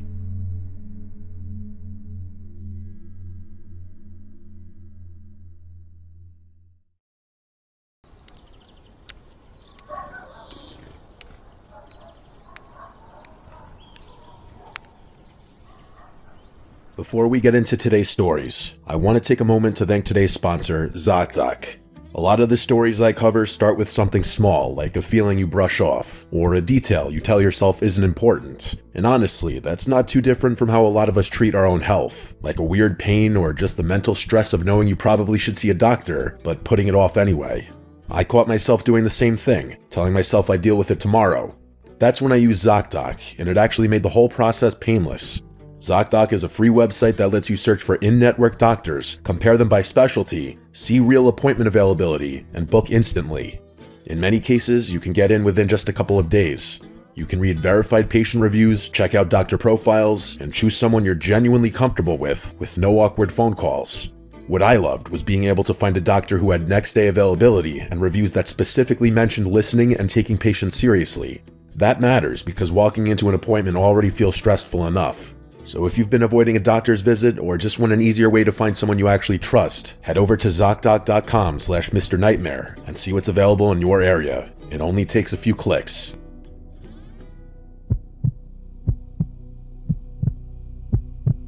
I went camping alone last winter with my dog Roscoe, and it's something I'll never do again. I had taken a few days off work and wanted to get away from people. I loaded my truck with my gear and drove up a long, narrow trail that cut deep into a state forest. The road was barely maintained, covered in packed snow and ice, and there were no other cars anywhere. After driving for almost an hour, I parked at a small pull-off that looked like it hadn't been used in a long time. From there, I hiked another 20 minutes with my pack and Roscoe until I reached a small clearing surrounded by thick trees. The snow was deep and untouched. There were no footprints or signs of anyone else being around recently. That was what I wanted. I set my pack down, cleared a spot for a tent, and let Roscoe wander around while I worked. He stayed close, sniffing the snow in the trees and just jumping around playing. I pitched the tent, staked it down hard because the ground was frozen, and laid out my sleeping pad and winter-rated sleeping bag inside. I knew it was going to be a cold night, well below freezing, so I layered properly. Thermal base layers, thick socks, a fleece, and a heavy jacket stayed on even after camp was set. Once the tent was ready, I gathered dead wood and built a small fire pit. I started a fire and let it burn down until I had a steady flame. I cooked dinner over it, just a simple meal, and sat on a log eating while Roscoe lay near the fire. The woods were quiet in that deep winter way where sound feels almost non-existent. I learned a long time ago from my dad that snow actually absorbs sound. After I ate, Roscoe suddenly stood up and started barking toward the trees. It didn't concern me at first. Deer were everywhere out there, and he had barked at them before. I told him to relax, and he did after a minute, sitting back down. I checked the time and decided I'd stay up a bit longer by the fire before turning in. I always carried a handgun when camping in remote places, and it was holstered at my side like it always was. I felt fine at that point. About 20 minutes later, Roscoe started barking again, louder this time. Then I heard it too, footsteps moving through the snow somewhere out in the woods.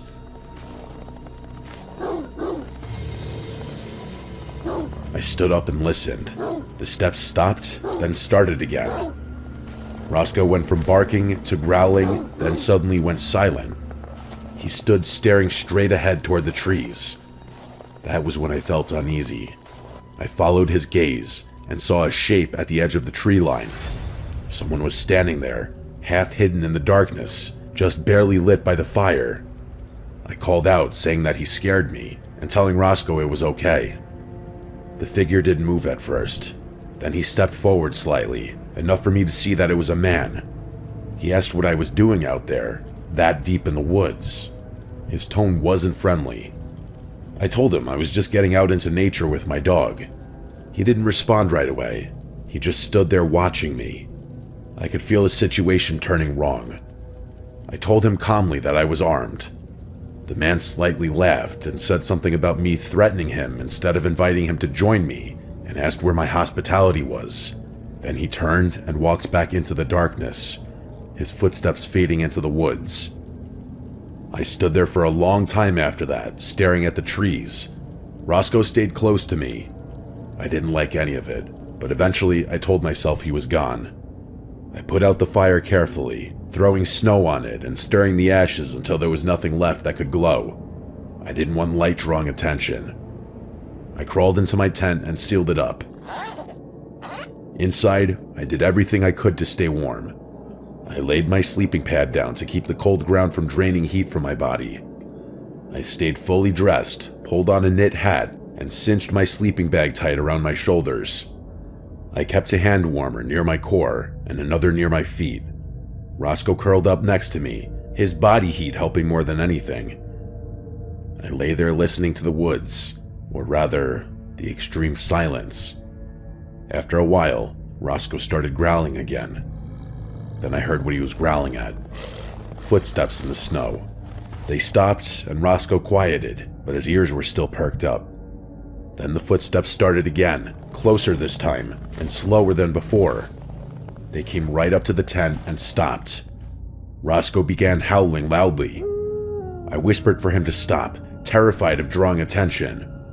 When he did stop, he went back to growling. Whoever it was just stood outside the tent. I could hear subtle movement, like the shift of weight in the snow. I had my gun in my hand now, but I didn't want to make threats. I didn't want to be forced to follow through with the threats. I have never actually shot anyone, and I don't think I have it in me to kill someone even in self-defense. Finally, I couldn't take it anymore. I cocked the gun and said clearly that I had a gun and that whoever was there needed to leave now. But realistically, who else could it have been besides that creepy guy from before? There was silence for a few seconds. Then I heard footsteps again, moving away from the tent. Slowly at first, then faster before disappearing into the woods. I didn't unzip the tent to look out. I stayed frozen for hours. Roscoe stayed alert the entire time, which was the only reason I even felt remotely comfortable eventually nodding off. I certainly wouldn't have if I were alone. I barely slept, drifting off only in short bursts. When the sky finally began to lighten, I packed up as fast as I could at the crack of dawn. We hiked back to my truck and drove away. I never went back to that part of the woods again, and I never will. Creeps like that guy really make life scary sometimes, and remind you that you can never really let your guard down.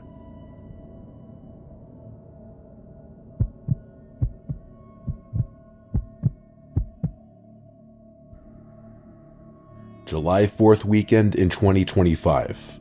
I drove from Melbourne, Florida to Charleston, South Carolina to visit a good friend named Mark I hadn't seen in years. He was there on an internship for his law program and staying in a house in the city. I was visiting for the weekend and spending the night downstairs on a couch by some windows. After a smooth drive, I arrived in Charleston, and we played some pickleball before nightfall.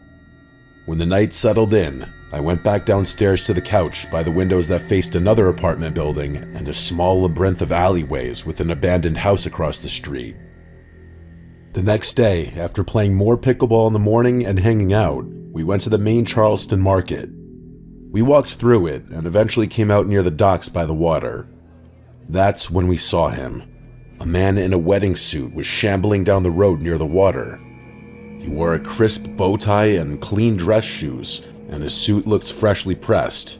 He had long black curly hair and a tan complexion. The market behind us was loud and busy, yet this man moved alone across the street with a slow, detached movement. He didn't notice us and seemed to be in his own world. If we crossed the street, we would have walked straight into him. Instinctively, I wanted to avoid him. I grabbed Mark by the arm and told him we were not crossing. We walked to the right, deeper into the city, and picked up our pace. He was moving slowly, so we created distance easily. I told Mark it was strange and that the guy didn't look homeless. His clothes were too clean, too crisp. Something about him felt wrong. Mark agreed. We kept walking for a while. A few streets later, on another busy stretch of Charleston, we looked toward a shop and saw him again. That same man, with the same shambling movement. He was far down the street, diagonal to us, moving at the same slow pace.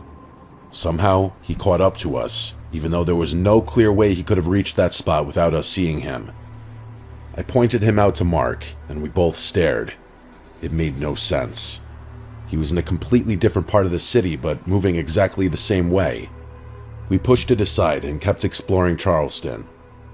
The next day was July 4th, and that night we watched the fireworks on an island about 20 minutes from the city. By then, we had mostly forgotten about the man in the suit. We assumed he was just some strange person wandering around, but something about him set off alarm bells. It felt out of place, wrong. That night, we decided to go on a ghost tour, which we had already planned before the trip. It was my last night in Charleston on July 5th, and the city was packed. It was a busy Saturday night with crowds everywhere, lights pouring from restaurants, and that historical atmosphere Charleston has after sunset. We finished the ghost tour and walked through the main area of the city, filled with restaurants and nightlife.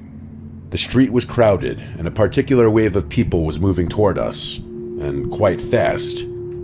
As this group approached, both Mark and I noticed something at the exact same moment. It was him, the same man in the same wedding suit, with the same bow tie and the same black curly hair, shambling in the middle of the crowd as if he had been placed there. He stood out instantly. His movement was completely different from everyone else. He didn't blend in. No one around him noticed him. Two people were walking right beside him, and he brushed between them without either of them reacting. He kept the same slow, unsettling pace while the entire crowd moved normally around him. He glanced at us for a brief second, and then continued forward. It was as if he was tied to the movement of the crowd without truly being part of it. Mark and I looked at each other in shock. It made no sense. He didn't belong there, and something in both of us recognized that immediately. We watched him move down the street until the crowd thinned out. When it did, we saw him clearly, still shambling, still moving at that same unnatural pace, disappearing into a darker side street until he turned a corner. We were quiet, not panicking, but deeply unsettled. The same man in the same suit appearing multiple times in different parts of the city, always shambling, always out of place. Both of us knew something was wrong. Later that night, we returned to the house. Mark went upstairs to his room, and I went downstairs to sleep. I shut the blinds and tried to settle in.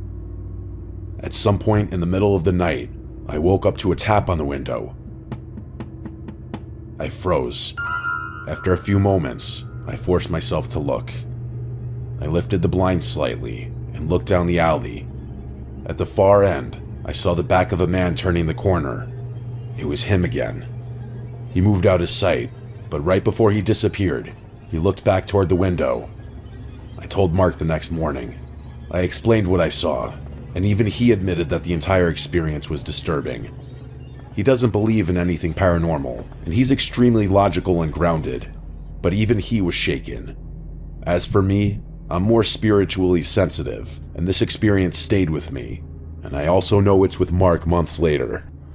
We'll never forget that weekend. The man in the suit felt real and unreal at the same time. Something about all of it was off. I drove home to Florida on July 6th, and the image of him turning that corner has stayed with me ever since.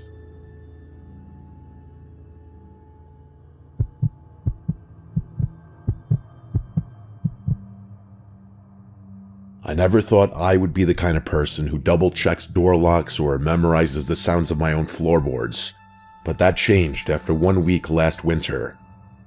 I live alone in a small house I bought a few years ago, and my routine has been boring and predictable.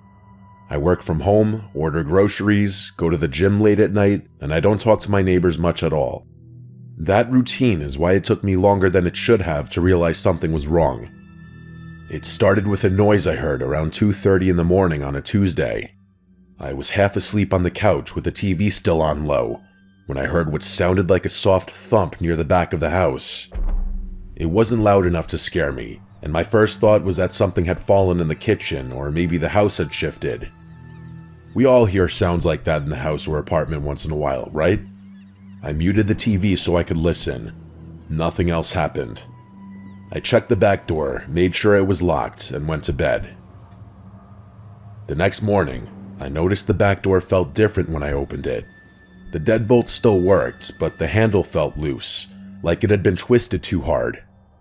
I made a mental note to fix it later. That night, I went to the gym around 11 p.m. like I usually do. Side note, I like an empty gym, and I got back around midnight to 12:30. As I pulled into my driveway, I noticed my porch light was off, yet I always leave it on.